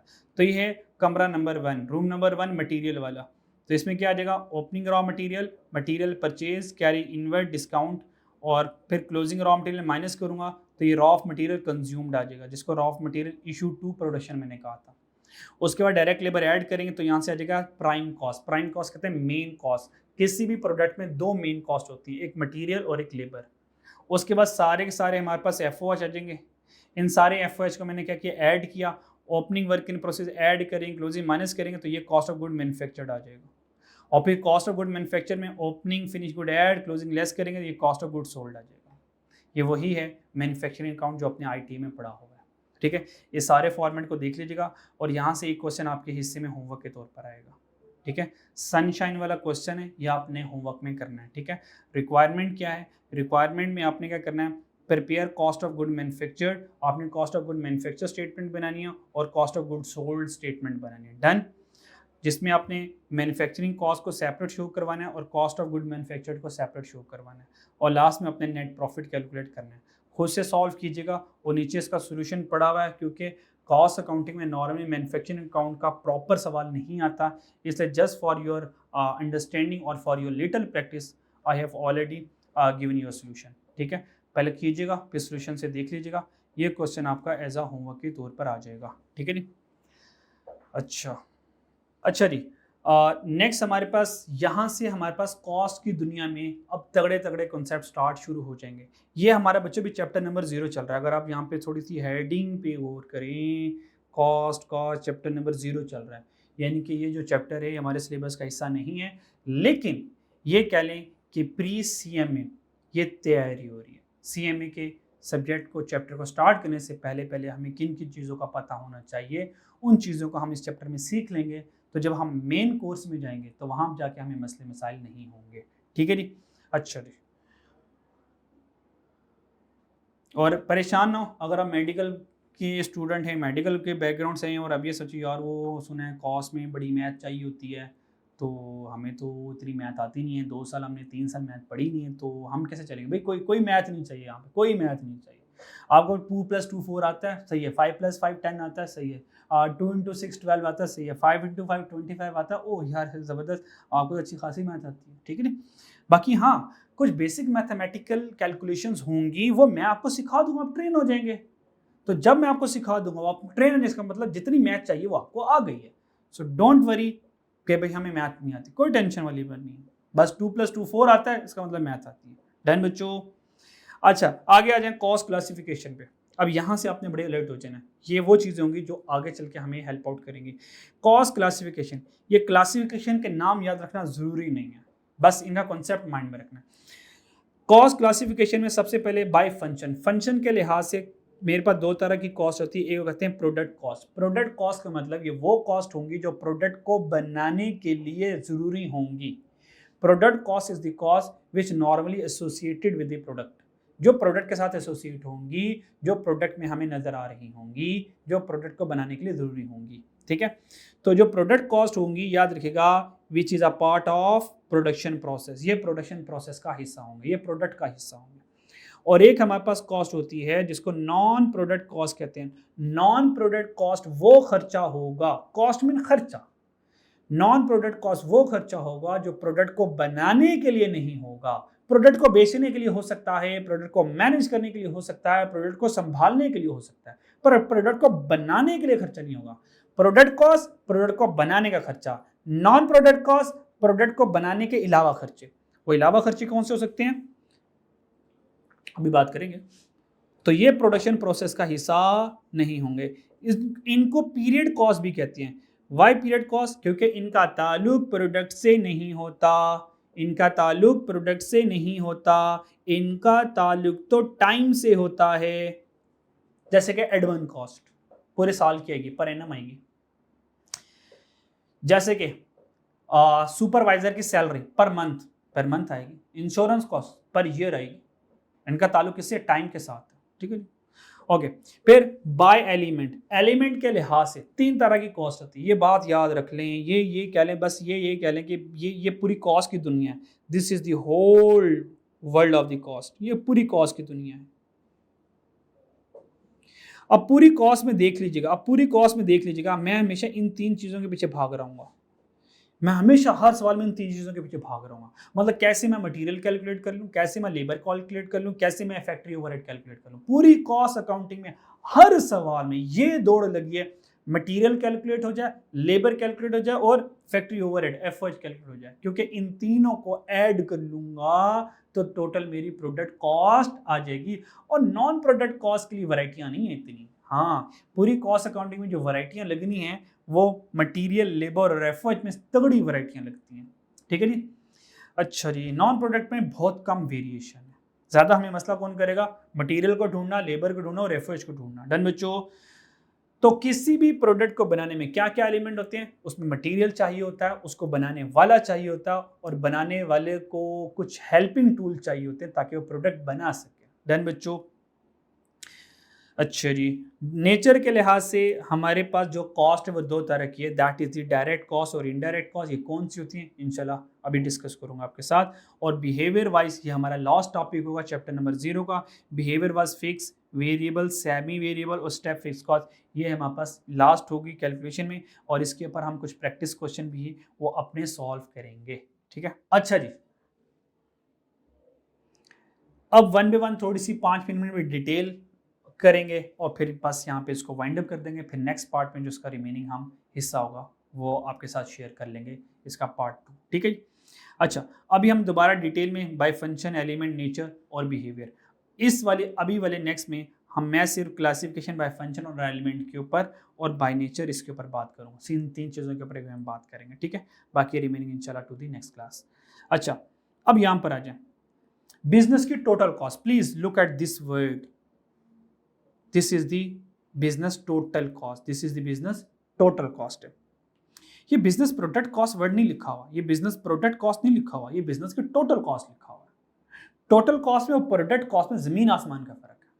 ये है टोटल कॉस्ट, याद रखिएगा। टोटल कॉस्ट में बिजनेस की प्रोडक्ट कॉस्ट भी आएगी प्लस नॉन प्रोडक्ट कॉस्ट भी आएगी। तो अगर एग्जामिनर ये कहता है कैलकुलेट बिजनेस टोटल कॉस्ट, तो you have to add calculate product cost plus non product cost, दोनों को ऐड करेंगे फिर टोटल कॉस्ट मेरे पास बनेगी। तो टोटल कॉस्ट के लिए मुझे प्रोडक्ट कॉस्ट चाहिए और नॉन प्रोडक्ट कॉस्ट चाहिए। Got my point. तो बिजनेस की टोटल कॉस्ट बच्चों क्या हो गई, product cost plus non product cost हो गई। डन बच्चों। प्रोडक्ट कॉस्ट क्या होती है अभी बताया। प्रोडक्ट कॉस्ट चीजों को बनाने की कॉस्ट, प्रोडक्ट को बनाने की कॉस्ट। प्रोडक्ट को बनाने के लिए बच्चों 3 कॉस्ट हमेशा लगेगी, हमेशा 3 लगेगी। जब भी मैं कहूं calculate product cost without any thinking, you have to say sir material labour effort, material labour effort, ये है प्रोडक्ट को बनाने की कॉस्ट। तो भाई प्रोडक्ट को बनाने की कॉस्ट 3 तरह की, that is the material cost, labour cost और एफर्ट कॉस्ट। डन हो गया, आगे चलते हैं। ये मेरे पास हो गया product cost. Non product cost कौन सी होती है, जैसे कि admin cost, selling and distribution cost, finance cost. इनका ताल्लुक वक्त के साथ है, इनका ताल्लुक चीज़ों को बनाने के साथ नहीं है। और वैसे भी ये सारी कॉस्ट चीज़ों को बनाने के बाद उनको संभालने, मैनेज और बेचने की कॉस्ट है सारी के सारी, ठीक है जी। तो चीज़ों को बनाने की कॉस्ट प्लस चीज़ों को संभालने और बेचने की कॉस्ट, दोनों को ऐड करूंगा, बिजनेस की टोटल कॉस्ट आ जाएगी हमारे पास, ठीक है जी। अच्छा जी, मटेरियल कॉस्ट में 2 तरह के मटेरियल होते हैं, एक को हम कहते हैं डायरेक्ट मटेरियल, एक को कहते हैं इनडायरेक्ट मटेरियल। लेबर में भी 2 तरह के मसले होते हैं, लेबर भी 2 तरह की, एक को कहते हैं डायरेक्ट लेबर और एक को कहते हैं इनडायरेक्ट लेबर, ठीक है। ये जो हमारे पास शहजादा होता है ना एफओएच, ये एफओएच होता है इनडायरेक्ट। एफओएच क्या होता है, इनडायरेक्ट। ये इनडायरेक्ट क्यों होता है अभी इंशाल्लाह ताला 2-3 मिनट में पता चल जाता है। तो सबसे पहले हम बात करेंगे हमारे पास डायरेक्ट मटेरियल और इनडायरेक्ट मटेरियल क्या होता है, डायरेक्ट लेबर और इनडायरेक्ट लेबर क्या होता है, ठीक है। तो इसको हम करेंगे नेक्स्ट बाय नेचर के ऊपर। आपको पता है नेचर के लिहाज से बाय नेचर के लिहाज से हमारे पास 2 तरह की कॉस्ट, एक को डायरेक्ट कॉस्ट कहते हैं और एक को इनडायरेक्ट कॉस्ट कहते हैं, एक को डायरेक्ट कॉस्ट कहते हैं और एक को इनडायरेक्ट कॉस्ट कहते हैं। डायरेक्ट कॉस्ट और इनडायरेक्ट कॉस्ट है क्या, और इसमें बाइफर्केशन क्या है, who will be the direct then who will be the indirect. Direct cost में 2-3 बातें याद रख लें, इनडायरेक्ट में कोई बात याद नहीं रखनी। डायरेक्ट कॉस्ट में पहली बात, कौन डायरेक्ट कॉस्ट होगी, यानी कि कौन डायरेक्ट मटेरियल होगा, कौन डायरेक्ट लेबर बनेगा। डायरेक्ट कॉस्ट की पहली बात स्पेसिफिक टू प्रोडक्ट, ये प्रोडक्ट के साथ स्पेसिफिक होगा, ये प्रोडक्ट के साथ एसोसिएट होगा, ये प्रोडक्ट के साथ अटैच होगा। Number 2, separately identifiable, traceable to one unit of a product with accuracy। मैं accuracy यानी कि without any complexity, मैं एक यूनिट बनाने के लिए कितना खर्चा आ रहा है, अगर मैं ये रिलायबल एक्यूरेसी के साथ कैलकुलेट कर सकता हूं तो ये मेरा डायरेक्ट कॉस्ट होगा। Now look at this sofa, ये मेरे पे एक सोफा है। देन अब इस सोफा में मैंने देखना है कि मेरे पास डायरेक्ट मटेरियल कौन है। अब सोफा में देखें तो डायरेक्ट मटेरियल में मुझे क्या नजर आ रहा है कि सबसे पहले मैं देखूंगा ये मुझे वुड नजर आ रही है, क्या आ रही है, वुड नजर आ रही है, जो कि मेरे ख्याल में सोफा में मेन इंग्रेडिएंट वुड होता है, वुड होती है हमारे पास। लकड़ी के बगैर सोफा या स्टील वाला सोफा भी हो सकता है, लेकिन हम वुडन सोफे की बात करें तो अगर मैं डायरेक्ट मटेरियल की बात करूं डायरेक्ट मटेरियल कॉस्ट की बात करूं इस सोफ़ा वाली एग्जांपल में, तो डायरेक्ट मटेरियल कॉस्ट में बच्चों मेरे पास पहला वाला डायरेक्ट मटेरियल कौन आ जाएगा, दैट इज द वुड। ये वुड मेरी डायरेक्ट मटेरियल है। क्यों डायरेक्ट मटेरियल है? तीसरी डेफिनेशन अब देखते हैं, जरा तीसरा बुलेट देखते हैं। तीसरा बुलेट ये, हैविंग सिग्निफिकेंट इकोनॉमिक वैल्यू। कहता है वो जो डायरेक्ट बनेगा ना उसकी सिग्निफिकेंट इकोनॉमिक वैल्यू होनी चाहिए, उसकी एक अच्छी खासी इकोनॉमिक वैल्यू, मार्केट वैल्यू होनी चाहिए, इनसिग्निफिकेंट इकोनॉमिक वैल्यू नहीं होनी चाहिए। अगर ये तीन चीजें किसी चीज में पाई जाती हैं तो अब उसको डायरेक्ट कॉस्ट कंसिडर कर सकते हो। अब वुड के ऊपर तीनों क्राइटेरिया टेस्ट करते हैं। क्या would specific to the product है? यस, ये नजर आ रहा है प्रोडक्ट में।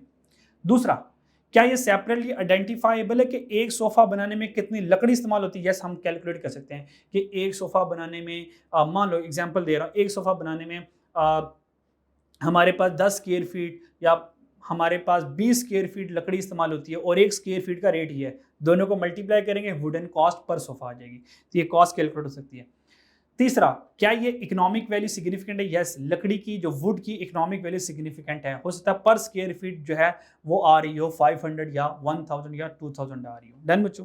खैर 2000 कुछ ज़्यादा ही हो गया वैसे, ठीक है, और 200 कर लें, 500 कर लें। और इसमें क्या नज़र आ रहा है मटेरियल में? और भाई और मुझे नज़र आ रहा है इसमें ये फोम, इसमें फोम होगा ना, इसमें हमें क्या होगा, हमें फोम चाहिए होगा, ठीक है जी। तो सेकंड आ गया फोम। अब फोम में तीनों चीज़ आइडेंटिफाई करें। क्या फोम स्पेसिफिक टू प्रोडक्ट है? यस है। क्या एक सोफा पे कितने स्क्वायर फीट फोम लगेगा कैलकुलेट हो सकता है? यस हो सकता है। फिर एक स्क्वायर फीट का मार्केट में रेट कितना पता चल सकता है? यस, मार्केट में पता चल सकता है।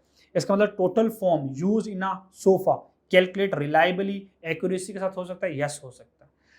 क्या फॉर्म की वैल्यू सिग्निफिकेंट है? यस सिग्निफिकेंट है। तो ये क्या होगा, डायरेक्ट मटेरियल कॉस्ट होगा, ठीक है। तीसरी वाली बात, तीसरा इसमें मटेरियल कौन नजर आ रहा है? तीसरा इसमें मटेरियल नजर आ रहा है दैट इज द क्लॉथ, ठीक है, जो इसमें क्लॉथ इस्तेमाल हो रहा है, ठीक है, जो इसमें फैब्रिक यूज हो रहा है, तो that is the my direct material. ये डायरेक्ट मटेरियल मेरे पास है। अब ये डायरेक्ट मटेरियल कैसे है? क्या नजर आ गया? क्लॉथ आ गया। क्या ये क्लॉथ स्पेसिफिक टू प्रोडक्ट है? प्रोडक्ट साथ अटैच है, नजर आ रहा है? यस आ रहा है। क्या ये एक यूनिट, एक सोफा बनाने में कितना कपड़ा लगेगा? आप मेजर कर सकते हैं कि इतने स्क्वायर फीट कपड़ा लगेगा और एक स्क्वायर फीट इतना है, तो एक सोफा बनाने पर इतना कपड़ा लगेगा। ये रिलायबली कैलकुलेशन हो सकता है। क्या कपड़े की वैल्यू सिग्निफिकेंट है, इकोनॉमिक वैल्यू है? यस इसकी है। तो ये मेरे पास क्या बन जाएगा, direct cost. Simple is that. अच्छा, अब इस सोफे में अगर आप देखें तो देखिए मुझे कुछ बटन भी नजर आ रहे हैं, बटन बटन बटन। आपके सर बटन भी तो सेपरेटली आइडेंटिफाइबल हैं, ये दो देखें सेपरेटली आइडेंटिफाइबल हैं, ट्रेसेबल हैं, और एक यूनिट पे 5 बटन लग रहे हैं। तो पर तीसरी वाली जब आएगी ना इकोनॉमिक वैल्यू के ऊपर, जो तीसरी वाली मेरी इकोनॉमिक वैल्यू आएगी ना, वहां पे यहाँ पे मसला आ जाएगा। अब बटन की इकोनॉमिक वैल्यू नहीं है, अब बटन का पूरा बॉक्स होगा, बटन का पूरा बॉक्स होगा। अब कभी बटन एक ज़्यादा लग जाएगा, एक टूट जाएगा, फिर उसकी रिप्लेसमेंट पर आएगी। अब क्योंकि बटन की इकोनॉमिक वैल्यू नहीं है, अगर बटन की इकोनॉमिक वैल्यू नहीं है तो हम इस बटन को क्या करेंगे, डायरेक्ट मटेरियल कॉस्ट में शामिल नहीं करेंगे, क्योंकि डायरेक्ट मटेरियल कॉस्ट एक मेन कॉस्ट का हिस्सा बनेगा। हाँ, याद है अभी मैंने पीछे बताया, direct material cost, direct labour cost, ये मेन कॉस्ट होती है आपकी। तो लॉजिकली देखा जाए बटन को डायरेक्ट कॉस्ट में नहीं आना चाहिए। इस तरह सोफा को बनाने में, अब ये सारी एग्जांपल जाएंगे इनडायरेक्ट मटेरियल में। तो इनडायरेक्ट मटेरियल में इनडायरेक्ट मटेरियल में मेरे पास बटन आ गए, ठीक है, क्योंकि इनकी सिग्निफिकेंट वैल्यू नहीं है। अच्छा, अब मैं इसकी लॉजिक रीजन भी बता देता हूँ आपको। और इस फिर ग्लू इस्तेमाल हुई होगी, ठीक है, वो जॉइंट्स को आपस में जोड़ने के लिए। कुछ नेल इस्तेमाल हुए होंगे, कील वगैरह इस्तेमाल हुए होंगे, ठीक है, और वो फैब्रिक को स्टिच करने के लिए धागा यूज हुआ होगा, ठीक है। तो जो धागा है, नेल है, ग्लू है, ये कॉमन टू ऑल प्रोडक्ट्स होंगे। ये किसी एक प्रोडक्ट में कितनी ग्लू लगनी है, कितने नेल लगने हैं, कितना धागा लगना है, ये एक्यूरेसी के साथ मैयर नहीं कर सकते। चलो मान लो आप मैथमेटिकल स्टूडेंट हो, मैयर कर भी लो यार, 10 रुपए की नलकी होगी, मतलब चलो 150 रुपए की नलकी होगी, और वो नलकी कितने मल्टीपल सोफा पे लग रही होगी। तो एक सोफा पे मैं एक मान लो आपने कहा सर एक सोफा पे जो नलकी का एक्सपेंस आ रहा है वो मान ले आ रहा है 2 रुपए का। कितना आ रहा है? 2 रुपए का आ रहा है। जहां पर हंड्रेड्स ऑफ रुपीज की कैलकुलेशन चल रही है, थाउजेंड्स ऑफ रुपीज की कैलकुलेशन करिए, वहां पे डायरेक्ट मटेरियल में 2 रुपए ऐड करते हुए अच्छा लगूंगा। और दूसरी रीजन ये है, इसको हम डायरेक्ट मटेरियल में क्यों नहीं लेके जा रहे? अच्छा, एक बात याद रखनी है, कॉस्ट का कोई लॉ नहीं है, कॉस्ट का कोई लॉ नहीं है, कुछ भी हो सकता है। आप कहते नहीं मुझे डायरेक्ट इंडायरेक्ट मटेरियल अच्छे नहीं, अगर मैं इसको डायरेक्ट मटेरियल में ले आऊँ, भाई ले क्या, कोई कोई रोकने वाला तो नहीं है, मतलब कोई फांसी की सज़ा नहीं होने वाली आपको, कोई इसके ऊपर उम्र कैद नहीं हो जाएगी कि भाई बटन को आपने इंडायरेक्ट मटेरियल ले लिया, वो बहुत बड़ा गुनाह हो गया, अब आपको 4 साल की सज़ा होगी इसके ऊपर। भाई नहीं, ऐसा कैसे कर लिया आपने? बटन को डायरेक्ट, भाई आप डायरेक्ट कॉस्ट में ले आएँ, कोई रोकने वाला नहीं है। आप मैनेजमेंट हैं, आपका बिज़नेस है, आप जैसे बेहतर चाहते हो वैसे कर लो। लॉ थोड़ी इसमें कुछ कहता है कि भाई बटन को डायरेक्ट नहीं इंडायरेक्ट ही मानना है, ठीक है? लेकिन कुछ इंडस्ट्रीज प्रैक्टिस हैं, वो इंडस्ट्रीज प्रैक्टिस की रोशनी में हम आपको गाइड कर देते हैं, ठीक है जी। इसकी रीजन ये है, बटन, ग्लू, नेल थ्रेड, ये सारे इंडायरेक्ट क्यों हैं? मुझे अब बात बताओ, जब मैं सोफा खरीदने जाऊंगा, उस सोफा वाला मुझे एक रेट बताया कि सर 40,000 का सोफा है।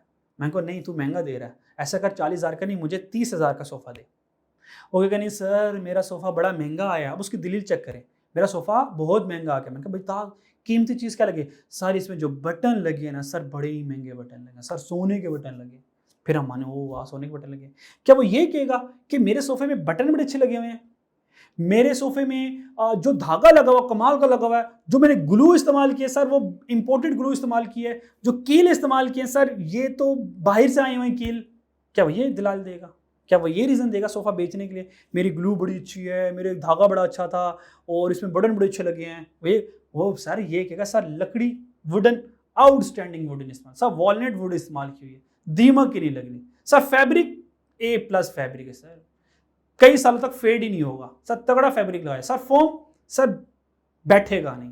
वो मेन कॉस्ट के ऊपर बात करेगा आपने, इसलिए जो मेन कॉस्ट है सर उसको हम डायरेक्ट मटेरियल कहेंगे, जो इनसिग्निफिकेंट वैल्यू उनको हम डायरेक्ट मटेरियल नहीं कहेंगे। अगर आप कहना चाहो तो फिर मैं तो कुछ नहीं कह सकता, ठीक है जी। इसमें वेरिएशन है। आगे चलते हैं, डायरेक्ट लेबर। भाई डायरेक्ट लेबर वो इंसान होगा, डायरेक्ट लेबर वो इंसान होगा जो इस सोफा को बना रहा होगा। So in our case the direct labour will be the carpenter. कौन होगा? कारपेंटर होगा।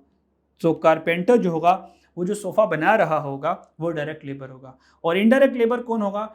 इनडायरेक्ट लेबर में कारपेंटर के अलावा जो जो इंसान इस कारपेंटर की मदद के लिए होगा वो हमारा इनडायरेक्ट लेबर होगा। जैसे कि वो उसने एक वर्कर रखा होगा, उसने एक हेल्पर रखा होगा, उसने क्या रखा होगा? एक हेल्पर रखा होगा जिसका नाम होगा छोटा। छोटे हथौड़ी पकड़ा दे, छोटे पेज फड़ा दे सोफे और लकड़ी फड़ा दे।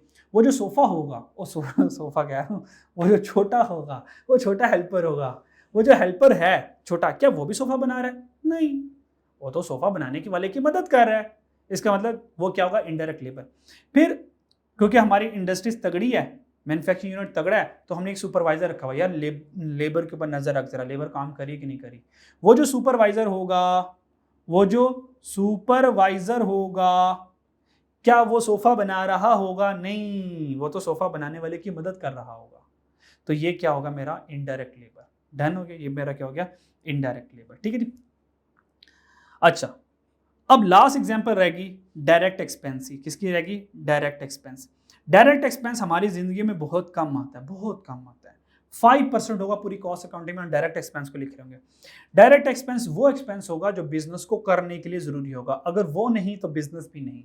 मिसाल के तौर पर हम फर्नीचर का कारोबार करते हैं और हमने फर्नीचर के ब्रांड का नाम यूज़ किया हुआ, एक कैनवुड जो है वो फर्नीचर ज़बरदस्त फर्नीचर बनाता है कैनवुड वाले। तो कैनवुड का हमने नाम इस्तेमाल किया, तो जब मैं कैनवुड का नाम इस्तेमाल करूंगा तो मैं उनको रॉयल्टी पे करूंगा ना। तो रॉयल्टी, इसका मतलब है जब मैं कैनवुड का नाम यूज़ करूंगा, मैं कैनवुड वालों को रॉयल्टी पे करूंगा, तो मेरा डायरेक्ट एक्सपेंस हुआ, ठीक है। अगर मैं उनको रॉयल्टी पे नहीं करूंगा तो कैनवुड वाले मुझे नाम इस्तेमाल नहीं करने देंगे, तो मैं कैनवुड के नाम से बिजनेस नहीं कर पाऊंगा। तो इसका मतलब जो रॉयल्टी होगा ये डायरेक्ट एक्सपेंसेस होगा, डायरेक्ट एक्सपेंस होगा टू डू बिजनेस। तो डायरेक्ट एक्सपेंस की एग्जांपल में मेरे पास दो एग्जांपल्स आ सकती हैं। एक आती है रॉयल्टी, क्योंकि रॉयल्टी नहीं दूंगा कैनवुड के नाम से बिजनेस नहीं कर सकता, फिर किसी और नाम से करना पड़ेगा मुझे। दूसरा लाइसेंस। मान लें मेरी फार्मास्यूटिकल है, मैं फार्मास्यूटिकल इंडस्ट्री में मैं मेडिसिन बनाना चाहता हूँ, तो गवर्नमेंट में मैंने लाइसेंस के लिए अप्लाई किया, गवर्नमेंट ने चुप के मुझे परे मारा, गवर्नमेंट ना ना ना आप नहीं आ सकते, गवर्नमेंट ने मुझे लाइसेंस ग्रांट नहीं किया, वो लाइसेंस नहीं देगा मैं प्रोडक्शन नहीं कर सकता, मैं बिजनेस नहीं कर सकता। और अगर गवर्नमेंट ने मुझे लाइसेंस दे दिया, जब तक लाइसेंस मेरे पास वैलिड है मैं बिजनेस कर सकता हूँ, जैसे लाइसेंस एक्सपायर मेरा बिजनेस एक्सपायर, ठीक है। तो सेकंड एग्जांपल क्या हो सकती है, मेरी लाइसेंस हो सकती है। ये दोनों डायरेक्ट एक्सपेंस है, ठीक है। और इसके अलावा जितने भी ऑल अदर फैक्ट्री एक्सपेंसेस हैं, ऑल अदर फैक्ट्री एक्सपेंसेस हैं, ये सारे के सारे मेरे होंगे इनडायरेक्ट एक्सपेंस। ये सारे के सारे होंगे मेरे इनडायरेक्ट एक्सपेंस, ठीक है। और अब यहाँ पे देखें, ये आपको वाली बात समझ ले जाएगी कि मटेरियल में डायरेक्ट मटेरियल भी होता है और इनडायरेक्ट मटेरियल भी होता है। लेबर में डायरेक्ट लेबर होता है जो प्रोडक्शन कर रहा होता है, इनडायरेक्ट लेबर जो उसका सपोर्ट कर रहा होता है। और एफ सारा के सारा होता ही इनडायरेक्ट कॉस्ट है, क्योंकि एफ जो है प्रोडक्ट में नज़र नहीं है, बिजली नज़र नहीं आ रही, सुपरवाइजर की सैलरी नज़र नहीं आ रही, गार्ड की सैलरी नज़र नहीं आ रही थी, मशीन की डेप्रिसिएशन सोफा में नज़र नहीं आ रही होती, फ्यूल कॉस्ट नज़र नहीं आ रही थी, मेडिकल इंश्योरेंस लेबर की नज़र नहीं आ रही थी, इसलिए उनको इनडायरेक्ट कॉस्ट कहते हैं। और नॉन प्रोडक्ट कॉस्ट, क्योंकि इसका ताल्लुक प्रोडक्ट से है ही नहीं, तो ये ज़्यादा तो वैसे ही इनडायरेक्ट कॉस्ट, ठीक है नहीं। ये हमारा सफ़र यहाँ तक का कंप्लीट हुआ। लास्ट में समरी एक्सप्लेन करने के बाद आपका यहाँ पे एक होमवर्क आएगा, उसके बाद फिर आज की क्लास खत्म। बस कंक्लूड कर रहा हूँ, जो पढ़ाया सबको एक ये कह लें कि कूजे को दरिया में, नहीं सॉरी गलत हो गया, दरिया को कूजे में बंद कर लें ज़रा, ठीक है जी। अच्छा जी, तो भाई सबसे पहले आएगी बिजनेस कॉस्ट। बिजनेस की कॉस्ट में दो तरह की कॉस्ट आएगी, बिजनेस की कॉस्ट में दो तरह की कॉस्ट आएगी, product cost plus non product cost, ये बिजनेस कॉस्ट होगी। फिर प्रोडक्ट कॉस्ट कौन होगा, प्रोडक्ट कॉस्ट में डायरेक्ट मटेरियल, डायरेक्ट लेबर और डायरेक्ट एक्सपेंस और एफओएच, यानी कि मटेरियल, लेबर, एफओएच मशहूर ज़माना। डायरेक्ट एक्सपेंस अगर होगा तो वो प्रोडक्ट कॉस्ट बन जाएगी। फिर आएगी main cost, that is called prime cost. तो प्राइम कॉस्ट में डायरेक्ट एक्सपेंस सारे आते हैं, डायरेक्ट मटेरियल, डायरेक्ट लेबर और डायरेक्ट एक्सपेंस। फिर आता है कन्वर्जन कॉस्ट, कौन कन्वर्ट करता है रॉ मटेरियल को फिनिश गुड में। हमें पता दो शहजादे होते हैं, डायरेक्ट लेबर और एफओएच कन्वर्ट करते हैं रॉ मटेरियल को फिनिश गुड में।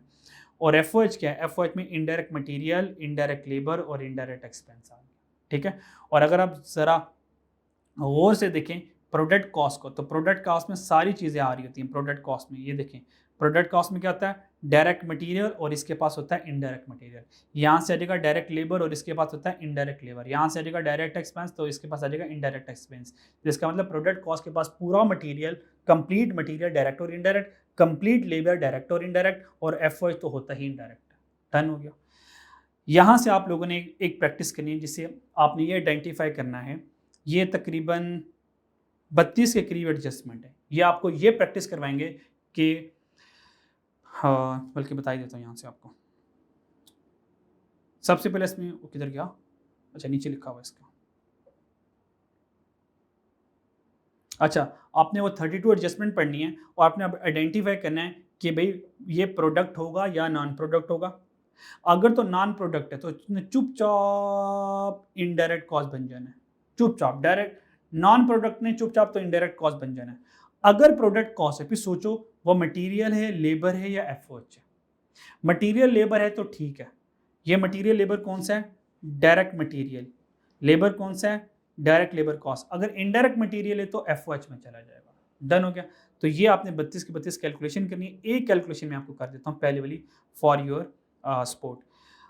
Cost of oil use to lubricate production machine. Machine को चलाने के लिए हमने क्या किया, ऑयल यूज किया ताकि मशीन रवानगी से चलती रहे। अब मशीन जो है ये फैक्ट्री में होती है, इसका मतलब ये है प्रोडक्ट कॉस्ट। ये क्या है, प्रोडक्ट कॉस्ट है। अगर ये प्रोडक्ट कॉस्ट है तो आगे देखें प्रोडक्ट कॉस्ट में से कौन सा कॉस्ट है। ये जो ऑयल है इनडायरेक्ट मटेरियल होता है, तो इसका मतलब ये इनडायरेक्ट मटेरियल है, तो ये एफओएच में जाएगा। और अगर एफओएच में चले जाएगा तो ये मेरे पास बन जाएगी इनडायरेक्ट कॉस्ट। तो इस तरीके से आपने क्या करना है, इसको कंप्लीट करना है। और टेबल से कंप्लीट कैसे करना है, वो ऐसे करना है कि जो oil use in lubricate machine होगा तो वो प्रोडक्ट कॉस्ट टिक लगा लें, और प्रोडक्ट कॉस्ट में इनडायरेक्ट मटेरियल है तो वो एफओएच होगा, और एफओएच क्या होता है, इनडायरेक्ट कॉस्ट, तो वो इनडायरेक्ट कॉस्ट बनेगा। डन। आपने यहाँ पे कर लिया। तो तकरीबन ये जो मैंने आपको सारा कंप्लीट करवाया, तकरीबन 4 लेक्चर्स में आपको करवाए। ये 4 लेक्चर्स का सारा आपको मटेरियल करवाया, जो मैंने रेगुलर में 4 लेक्चर्स में करवाए थे, वो आपको इस लेक्चर में पता है कितनी देर का बना, मैंने आपको कंप्लीट करवा दिया। ठीक है, अब यहाँ तक करके नेक्स्ट क्लास में इंशाल्लाह ताला हम कॉस्ट बिहेवियर से स्टार्ट करेंगे, तकरीबन हमारा 20 मिनट में या 25 मिनट में ये कंप्लीट हो जाएगा। तो चैप्टर 0 कंप्लीट करके फिर चैप्टर 1 इन्वेंटरी वैल्यूएशन में मैं आपको ले जाऊँगा। फिर आप इंशाल्लाह ताला क्लास के साथ मीट कर लेंगे। ठीक है? So it's enough for today. जो मैंने पढ़ाया इस सारे को रिवाइज़ कीजिएगा। इसके साथ जो है मैं साथ लेक्चर नोट्स भी प्रोवाइड कर दूँगा, ताकि आपके लिए जो मैं पढ़ा रहा हूँ या आपके पास ऑलरेडी हो, ताकि आप लोगों को कोई नोट करने की टेंशन ना हो। सो आप सिर्फ चीज़ों को अंडरस्टैंड कर रहे हो। ठीक है? अपना बहुत ख्याल रखिएगा। इंशाल्लाह नेक्स्ट लेक्चर में मुलाकात होती है। अल्लाह हाफ़िज़।